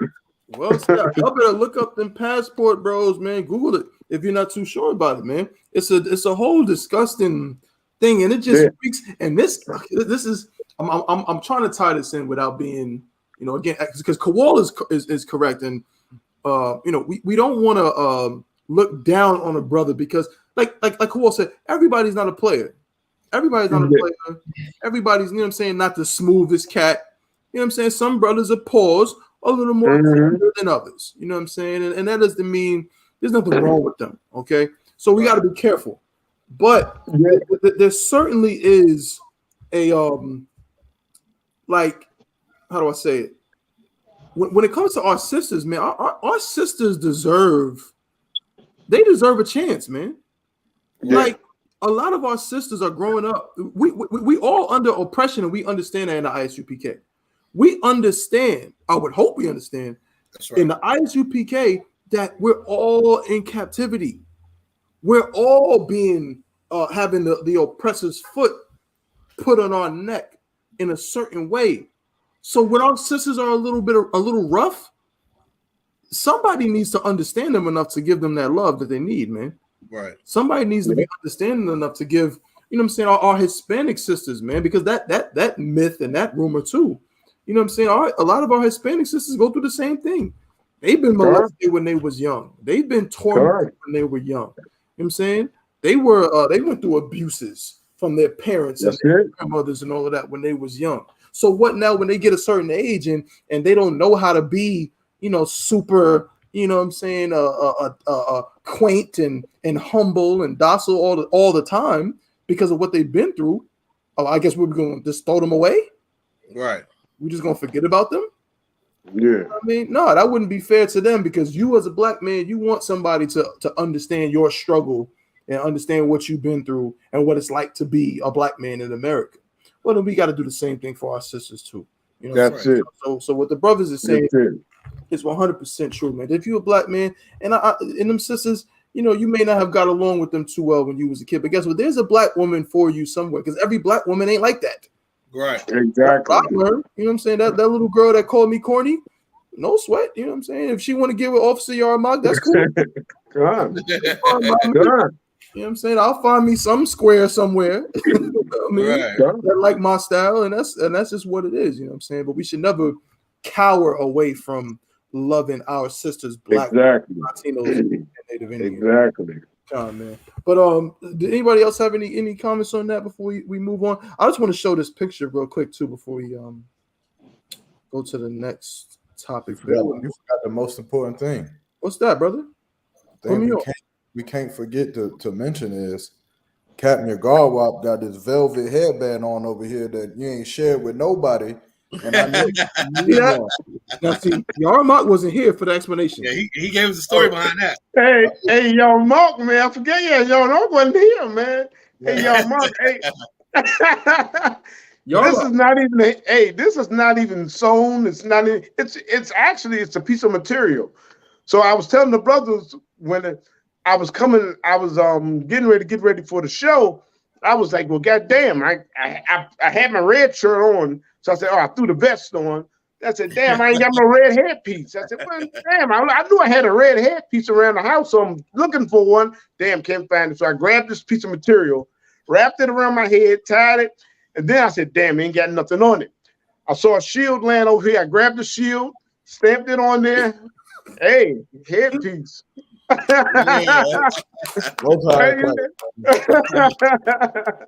you just do it again and send me one?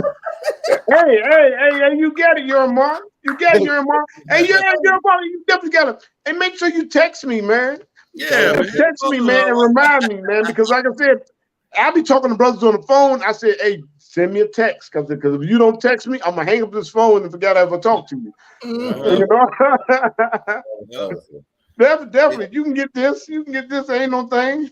I'm gonna go now. And say something. I'm gonna go and make some more. I'm gonna take this piece because it's a big piece. I'm gonna make about good 3 or 4 of them. Headbands like this, you know. And number one, say something about the passport bros. A lot of them. I grew up with some cats that into that passport stuff, and there's nothing wrong with wanting to go vacation in certain cities or certain countries, whatever. But the whole concept is they like to go sleep with prostitutes, man. That's a fact. And because you come to, like, let's say here in America, you go to a bar and you see a fine sister. First of all, most of the passport bros are really insecure, or they're afraid of rejection. They don't want to have sex and have sex now. They're like chicken tenders at 40. They're type of niggas that go to a restaurant, order chicken tenders everywhere they go. and they buy Easy Mac cups and put them in their cart. They're just kids. It's like they don't understand that sometimes a woman might say no. She might be married, but you got to be like, okay, go with the punches, go to the next one. That's right. They want instant sex like right now, and it's like you get that by going to Thailand and sleeping with ladyboys, or you go to Africa with prostitutes, or you go to Brazil and sleep with the prostitutes and all that, and they go over there and say, look, it's so easy for me over here. I have success, but you're only there for a week or two because you're just having sex with prostitutes. You're paying money. If it was their way, see, they expect to see a sister at the bar and be like, hey, what's your name? My name's Keisha. Okay, here's how much it costs to have sex with you. And she says $200, he's gonna pay and leave with her.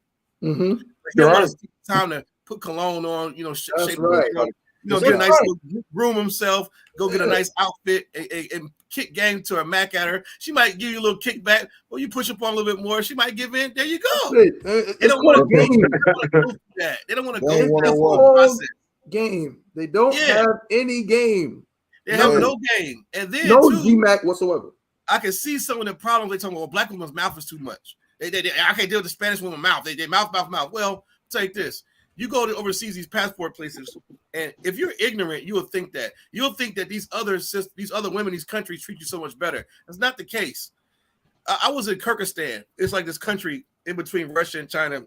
I was at the barbershop getting a haircut, and the ladies come out. They look like Chinese Russians. Is weird, but lay down, sir. I got you. No, relax. They take your jacket off for you, unloosen your boots. They massage your head before they give you a cut. They put all the oils on your face, and they line you. They get all the hairs about your ears, your nose, crack your neck, massage you. They take your hands, and one woman's on this hand, this on this hand. You're like, damn, I just paid $20 for a haircut. I got the full service.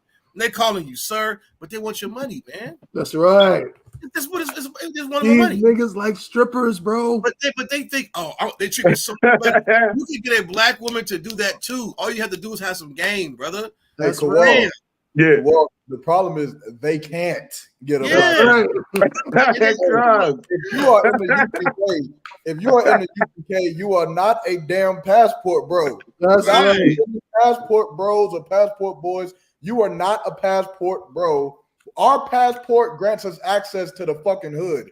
That's right. We go to the goddamn ghetto and we get those foreigners from in there and we turn them into righteous, beautiful sisters. In the name of the Lord, man. So get out of here with all that passport bro stuff, man. And then you can't even bring the woman over to the States because there's so much stuff you got to do anyway. So you're having a long distance relationship with her. So in the States, you're not talking to no woman. You're just waiting for your work day, your vacation to kick in, so you can go have sex with prostitutes in the DR. That's all you want to do. It's not you're not actually actively having relationships with these women and having children with them and having successful functioning relationships. You're going over and sleeping with prostitutes, and it's easy for you because it's prostitution. They want your money, but you have it, and that's it. You can't. You're not staying with her and teaching her and longevity. Like we'll see if you're a real player if you can keep a woman for longer than 3 or 4 years, and then we'll see. But you just passport bros. It's not wrong with getting a passport wanting to travel, but if your whole purpose is going to have sex with prostitutes, you're going to catch AIDS and die. And that's what it is. That's right. You get robbed. That's right. In your drawers, you're going to get robbed by the nigga in the bathroom you didn't see. Brother. Stupid. Yeah, I know brothers personally who went to Mexico and DR. And again, there's nothing wrong with going to them places. I want to visit Mexico City. Yeah. I want to go there. But I'm not going there to try to get some cheap box. I'm not going there for that purpose. I'm not going, you know what I mean? Like if you don't got game, then you don't got game anywhere. You know what I'm saying? As a man, there should be something in you that makes you say to yourself, I want to be able to, as the scriptures say, Salakia, for lack of a better, you want to be able to entice a woman. Yeah. That's what it is. You know what I'm saying? You want to be able to entice a woman. If you can't do that, then that's something personal that you need to work on. You cannot get a passport to make up for the fact that you don't know how to talk to women. That's a skill. Some brothers have it naturally. I'll say that. There's some brothers, who just, they just know how to do that. Some brothers don't know how to do that. Well, you better learn. And you brothers out there think you don't have game. Anything is game. Right. Anything is game. Don't be silly. Don't be silly. It's a woman. It's a woman. You come there and just start acting goofy. She gonna like it. Right. She like you. You can just say, come on, man. Be polite. Don't be an asshole. You know what I'm saying? Because some of them brothers try to have jokes and stuff and be like, dude, why the hell you say that? A lot of times, just fucking come there and say anything. Say, hey, how you doing? That's it. You know what I'm saying? That's probably the best game you have. You know? But some brothers think they gotta have a game and some of that, Really, games anything. Once you get old enough and you examine women enough, you're gonna get to that point where you just this shit is easy. Yeah. This shit is easy. So then and I got to the point in the world where I was goddamn it, just all to life. This all to life. This is all to life. Just fucking going to this. Come on, man. I go to club. I went to a club and didn't even drink. Right. And give me a Sprite with ice. Yeah. And I would sit there and shake the ice. Shake the ice. Just get their attention. Just get their attention. Shake the ice. Hey, you know what I'm saying? Whatever, man. Do any crazy ass thing you can think of. You know what I'm saying? And then they gonna come over there and talk to you. You know what I'm saying? If you like dancing, shit, hell, I can't dance. I come there and come in her face.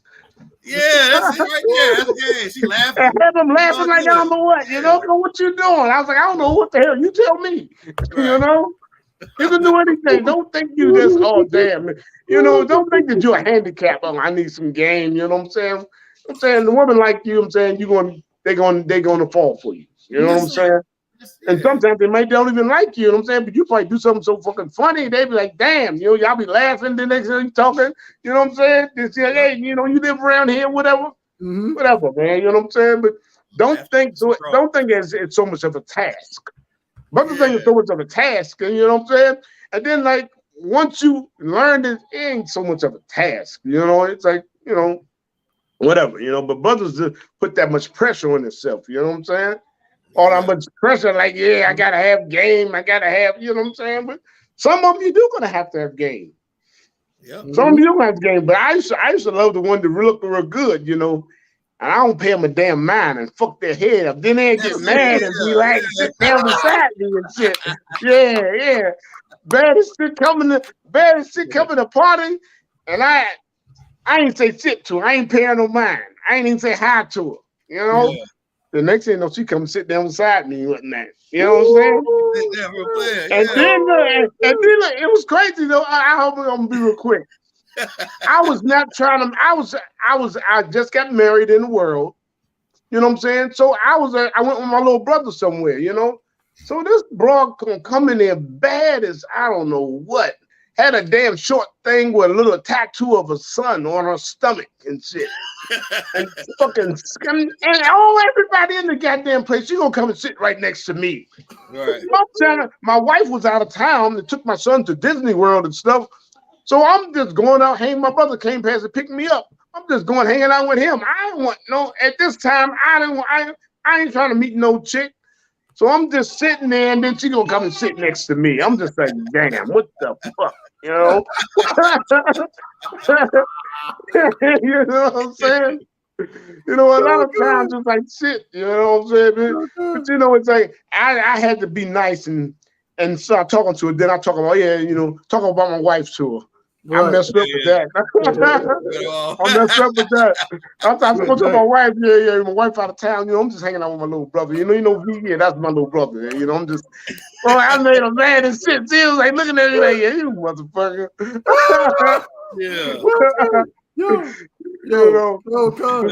But sometimes it's a lot of times I used to like to get the bad ones like that.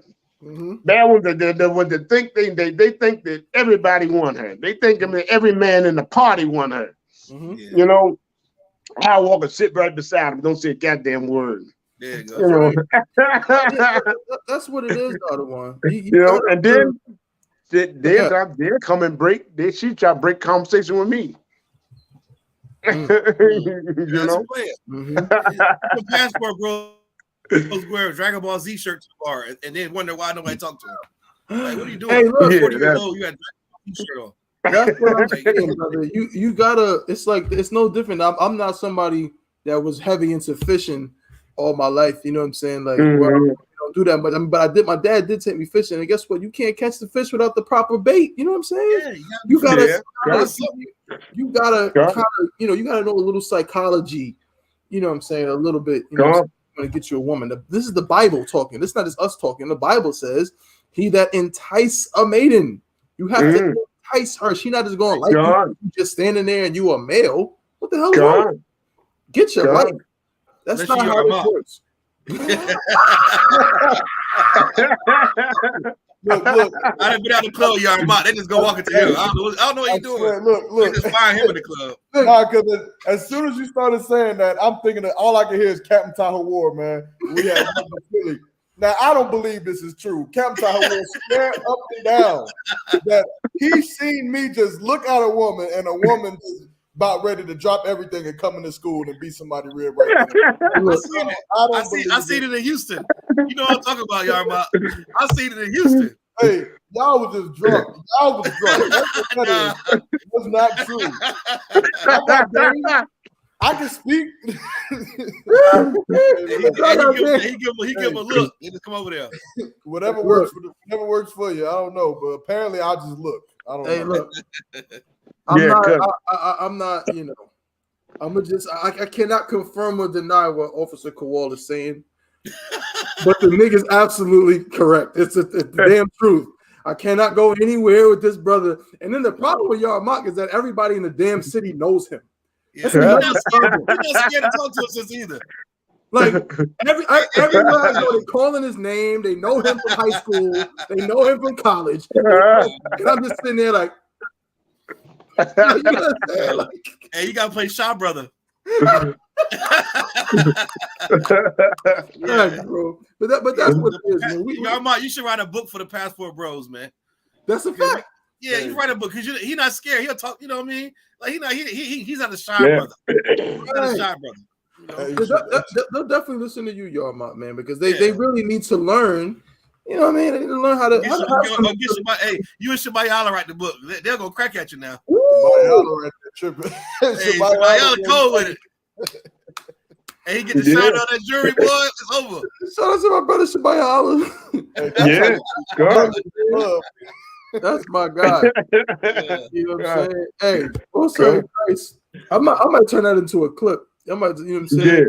You know what I'm saying? That's like chain breakers. You know what I'm saying? And Salakia, and one more point. I want to understand what I was saying was I'm not saying that you don't have to have game, because all the time you have to have game. Like you were just saying that you got to entice her. Mm-hmm. But I'm saying that your game can be anything. Mm-hmm. Mm-hmm. Don't think you got to strategize so much and beat your head so much to get them. You know what I'm saying? Right. Your game could be anything. Mm-hmm. Damn right. Hey, Kev, you know that's funny. I seen a brother at the bar do that one time. I was at I.S.U.P. military. You know, he didn't say a word. This sister was drinking this drink, had this stupid straw. It was like a fruity drink, it had an umbrella in it. And he was watching her. As she was finished, he said, "You done with that drink?" She was like, "Yeah." Let me get the umbrella. Put it behind his ear. She started laughing. He got a number. Yeah, like, he didn't say it. That's all it was. I'm telling you right now, that would not work for me. But go ahead. Yeah, but I'm saying like he was he just grabbed the umbrella, put it behind his ear, was like, "Thanks." She just started laughing. And before you know it, he got her number. They over there doing the salsa dance. I'm like, "What the hell?" It worked. It worked. Any little thing could be good. You can't be scared, man. You can't be scared to talk to the sister. That's it. That's the one right there. Yeah, you can't be a coward. That's right. Yeah, no cowards, man. Yeah. Hey, look, Most High in Christ, Y'all brothers is over here dropping some damn romance knowledge on the Sister podcast. Y'all telling them the truth. Women, it's the home of the truth. Yeah. Hey, you're right, Boz. Look, that's exactly what it's gonna do. 120 massages. And $10 a pop, 120 is crazy.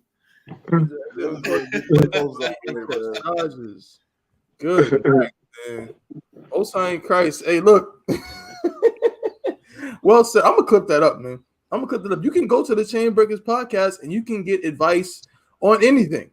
You can learn about, you know what I'm saying, about what's going on in the world, and we can break down all kinds of things in the scriptures. And you can also learn how to stop being a damn coward when it comes to talking to women.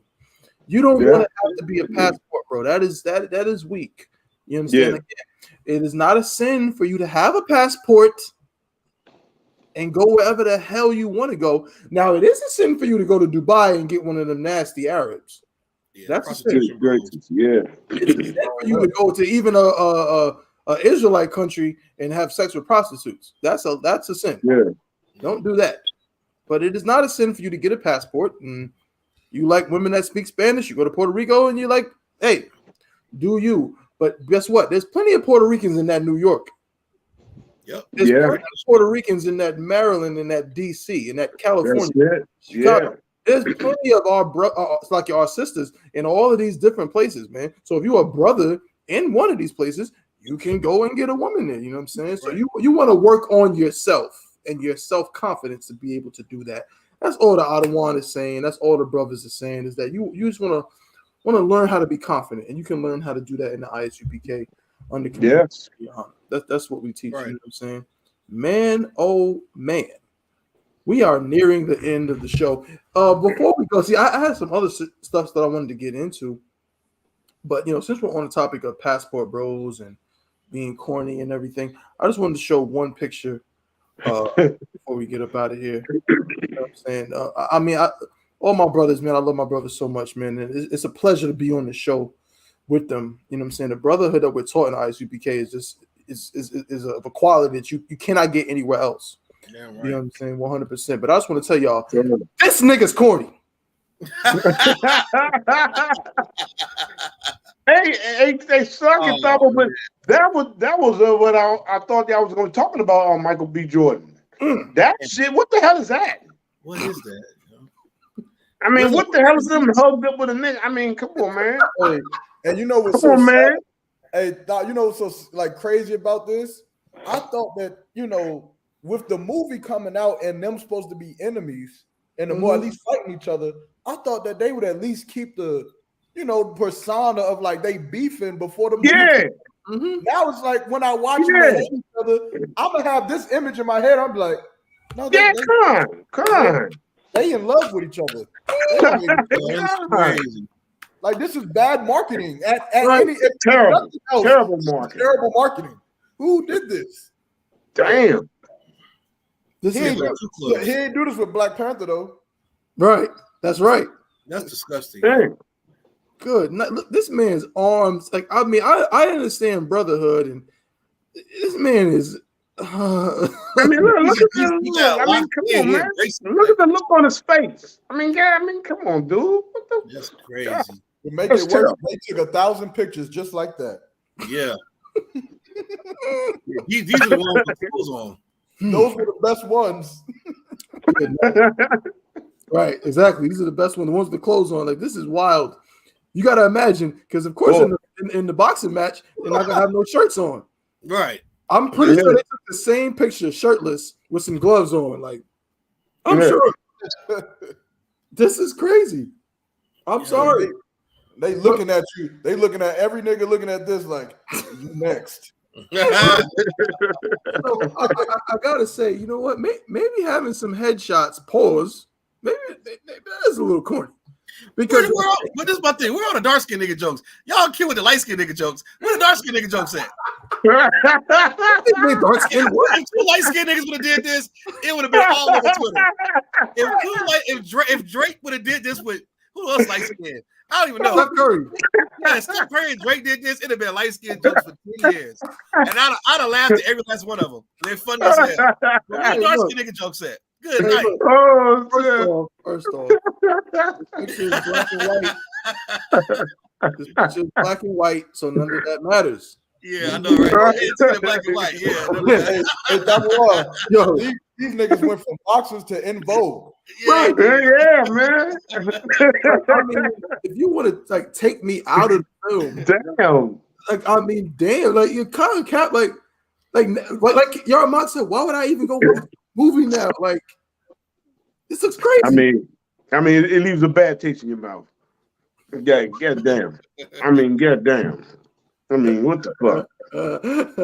Somebody else said, Dwayne Wade's son looking at this saying. You're not gonna get me checked. You're not gonna get me checked. That's hilarious. Hey, look, man, this is disgusting, and you niggas is corny. All y'all corny, bro. Forget the red carpet, forget Laurel, forget them saying you was corny. I'm telling you, as a 36-year-old man right now in Hollywood, you are corny. I don't care how much money you got. I don't care how many Oscars you've been nominated for or whatever movies you are corny for this. This is crazy. Yeah. They love each other. I guess. God damn. You know that's what I'm boy. Yeah. Most High in Christ, well done. Another episode of The Last Hope. Say what? Yeah. The UPK is truly the last hope. UPK is truly, truly the last hope. And I gotta real quick, because Shabaya, I'll mention it before we get up out of here, man. But yeah, you think all this kind of stuff is funny, and you know, we laughing and joking. But this is very serious because you know things get the way the world is going in the direction. This is going to be norm. This is going to be regular. This is what people are going to push their kids to do. You know, this kind of imagery. Because when I first seen the pictures, you know what I'm saying, I in my mind, carnally, you know, at first I wanted to be like, oh well, you know, it's not so bad, but it is bad because of what is portraying for black men. There's nothing wrong with having camaraderie with another black man. That's not obviously that would be. We're not saying that, but you taking pictures with your cheek on another black man's cheek. I mean, yeah. I mean, me and Yarmont like that. Y'all, all of my brothers. Kawal's my day one too. But me and Yarmont been doing this. You know what I'm saying? We've been close pals for years, and that's my guy. And we've taken pictures together, just like I take a picture with Kawal and Buck Kayal and Ayathun and everybody. Right. You ain't never seen my cheek. Cheek to cheek. Exactly. I mean, it's goddamn. Never. Cheek is wild, yo. That is what Bun Kayal and Kawal are actual blood brothers. Right. I have never seen cheek to cheek. No. Never. That's crazy. Never. It's buck wild, yo. Never. You know what I'm saying? You taking pictures cheek to cheek. This is what you're gonna grow up to be. Yep. You gonna grow up. Damn. Yep. Yeah, this is supposed to be your son, man. I now have a son. I can now say that. Damn, that's terrible. Wayne Wade. Say what? That nigga look more like a lizard now. Look, ham a little bit. Look like yeah, for real. Oh, he got going on. Oh, listen. Hey, look, y'all do know that now, officially, like on documents, birth certificates, and all of that, that is no longer Zaire Wade. That person does not exist. That is Zaya Wade officially. That's sad, man. The name change has been approved by a court, by a judge, and also the gender change has been approved. So, Salakia. The fuck does that mean? Right, it's child abuse. Because so we weren't wrong for saying that was a boy. You weren't. We weren't wrong. Why did the judge have to change anything? What needs to be proved? I thought that was a girl. I thought she was Zaya. Right. So it took the judge to make it real.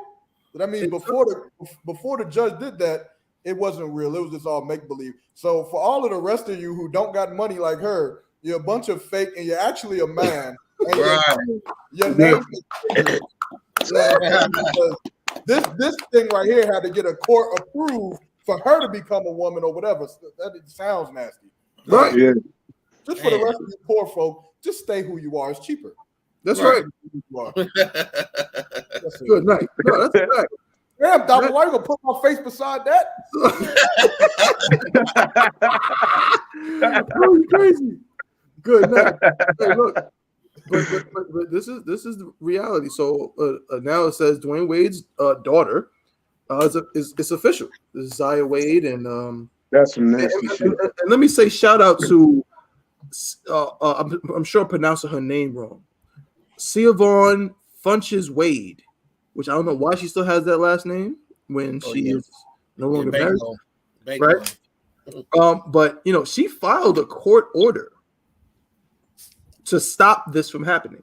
Right. Saying that Dwayne Wade was trying to profit from quote unquote Zaya Wade's attempt to change her name and her gender. You know what I'm saying?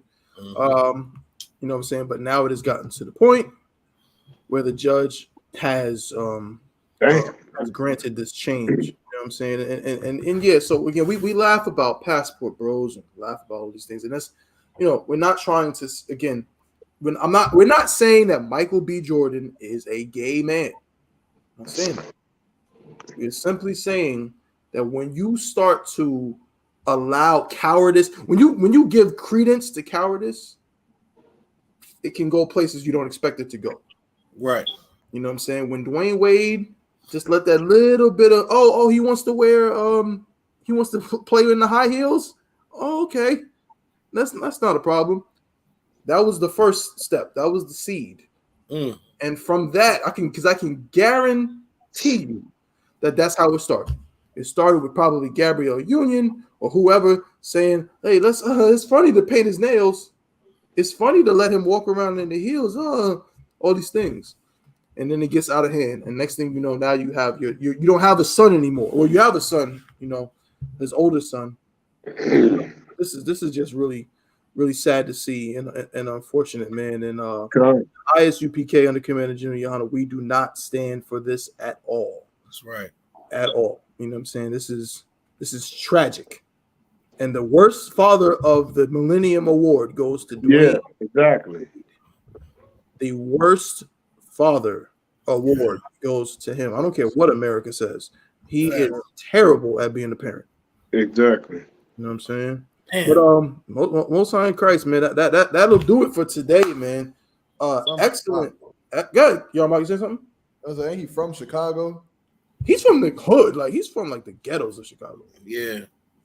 And this is why I'm saying what I'm saying. Real talk, because like, you know, it happens to a lot of brothers, especially from the hood, because they can't adapt to that world. Like, they don't, you know, maybe you might live in the hood, but your parents are, you know, patrons of the arts, or you're a good athlete or something. And so you move more toward a world where you can, guess what? You can make some money. You can become a part of Hollywood and all of this. You know what I mean? And you always have that grudge. Like, I can tell Dwayne Wade just seemed like a dude. He just held a grudge against the hood. He held a grudge against Chicago. You know what I'm saying? He held a grudge against, you know what I'm saying, Cabrini Green and all of that. And so now when he gets an opportunity, he's going to go as far away from that as he can. And the same thing is, I'm not saying Michael B. Jordan is on this level. I'm not going to say that. But it's just a little dangerous to let your mind take you there. It can go here. And that's all I was saying about it. Go ahead, Yama. Yeah, he from 63rd. Brother, come on, don't do that. Don't do that, Yama. You're not doing that. He from 63rd. No, bro. It's crazy. Listen, no matter where you're from, propaganda. Come on now. Isn't Magic Johnson's son gay too, like that? No, he's not just gay. He is a flaming gay man. Yeah. He's he definitely. He's 6'10" named Irvin. That's crazy. E.J. Johnson. E.J. Irvin Johnson. That's what his name. His name is E.J. Johnson. I'm gonna show y'all a picture of this. Oh my god. Yeah, see, Magic Johnson. It's ridiculous. Magic Johnson started it. Look at that. I guess Dwayne Wade took a chip off the playbook of Magic Johnson. He did. Hold up. Yeah. Y'all do know that. So this is crazy. So Magic Johnson is, of course, a 6'9" point guard out of Lansing, Michigan. The GOAT.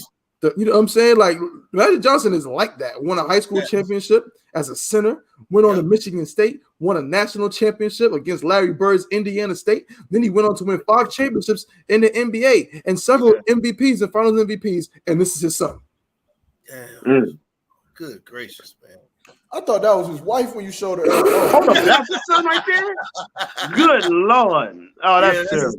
That's bad. That's terrible. That ain't Cookie. It looked like Cookie. That is E.J. Johnson. That's crazy. So if Magic 6'9", so EJ is what 6'7"? Yep. Damn. That's ridiculous. I mean, that's ridiculous. That's some horrible shit. I mean, right now. I don't have a son no more if that's the case. Are you yeah, exactly. I'm not doing it. I'm taking no picture with you. No. I'll beat the hell out of you. I don't know what I'm And you know, Salakia, but Magic Johnson, he did start that shit. You know, as far as like being so supportive of him. Right. Oh, we just support. What the fuck you support him about? a rod going up in him? What are you supporting? I mean, goddamn. But he started that behavior of being so okay with it. Right. It's terrible, man. Hey, Chuck. And if I could, I had that conversation a lot. I know we about to go, but I had that conversation a lot with sisters. They'll always pose the question, so if your son was gay, you telling me you wouldn't support him? And I always ask them, I say, well, okay. Well, what if your son came in the house at 7 years old and said, Mom, I want to be the biggest Crip drug dealer on the East Coast. Cool. Can you go to the store and buy me a blue flag and buy me some Dickie jeans so I can sag? And buy me a tilt to the back and give me some drugs so I can push him in school. Are you going to support him? Man. No, I'm not going to support that. Well, then why the hell I got to support my son being gay? Right. Why? Since why can you pick and choose what you support with your children, but I can't choose to not support that? Look, my son is not going to be gay. He's not going to be a drug dealer. He's not going to be a drug user. He's not going to celebrate Christmas, Halloween, Thanksgiving. He's not going to be a Christian. I ain't supporting none of that. My son ain't eating pork. None of that will be supported in my house. Now what? Gone. Yeah, right. Gone. I'm gonna leave everybody with this to see where these things start, man. Because I think it's by I.S.U.P.K said it. Yeah, I think by I.S.U.P.K said it. Said Thomas. Yeah, this is how it starts. And next thing you know, you got a 6'7". Oh, that's wild! I forgot about that. Oh, I forgot about that. Oh man.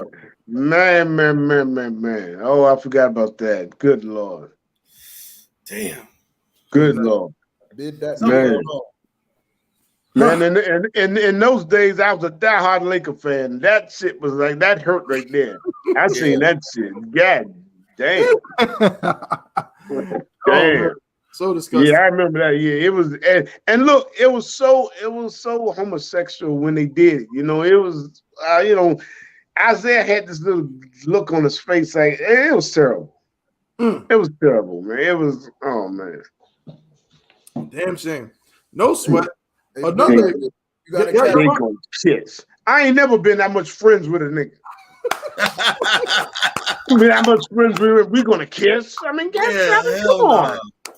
That's buck. I mean, come on, that's crazy, man. It's twisted, man. Hey. Good night. And you know, simple niggas was like, oh no, but they just real good friends, man. They just real close friends. Oh, man. Come on, man. We gonna compromise on anything, man. Right. That's a fact. They just real good friends. That's all, man. Come on, man.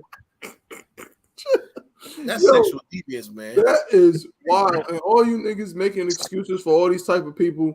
You should man. You should be ashamed of yourself. I remember when y'all niggas made excuses for Lil Wayne. Mm-hmm. I ain't forget about that. Y'all made excuses for Lil Wayne. Y'all said Lil Wayne and Baby was in the Black Mafia or something like that. Right. He used to say Lil Wayne was kissing Baby in the mouth. No, good. That is gay. All right. Yes. Yeah. So stop with the shenanigans. You know. Yeah. I.S.U.P.K, man. Shout out to the I.S.U.P.K undercommitted General YAHANNA for not being gay. Yeah. Yeah. This is a wonderful thing. Yeah, you know right. We gonna clip it here, man. I know my brother's got to go. You know what I'm saying? Got all kind of garments to make, and you know what I'm saying? Got to go pick up kids from school and got to run around, all these things. So we gonna end it there, man. But let me just say shout out to everybody that tuned in today. I'm not gonna do a full roll call, but shout out to all the brothers and sisters that tuned in today, that commented, man. We got a new Instagram. Go follow the Instagram. Go follow it's Chainbreakers_TV. Chainbreakers TV. Make sure you go follow the new Instagram. We got more promos coming out. We got more material coming out, more content coming out. So make sure you stay tuned in and plugged in with the Chainbreakers podcast. The water, the captain of 10,000 year Galwap, the water, the officer of 1,000, the water, the officer of 500 yard mock. All my brothers, man. It's been a pleasure. I'm so glad to be able to do the show with y'all. You know what I'm saying? And I'm gonna end it there. Does anybody have anything they want to say before we clip it? No, man. Good show. Yeah, be at the Passover. April 1st. Right. Passover. April 1st. Raleigh Convention Center. Be there or be square, man. Make sure you get all your affairs in order. Them rooms are basically gone, so you're probably gonna have to. If you don't got it yet, you're gonna have to stay like an hour away. But keep trying, keep checking them hotels. See if anybody, you know what I'm saying, canceled their booking or whatever. Get to the Passover, man. Do it. It's going down, man. It's gonna be big, man. So Most High in Christ, man. And with that, the Chainbreakers podcast. We see y'all next week, same time, 12 p.m. Eastern time. To the brothers, we say shalom, Yahweh, Shem Yahweh Shah, Baraka Thumb. And to the sisters, shalom, Yahweh Shemar, all the thumb by Shem Yahweh Shah. We'll see y'all.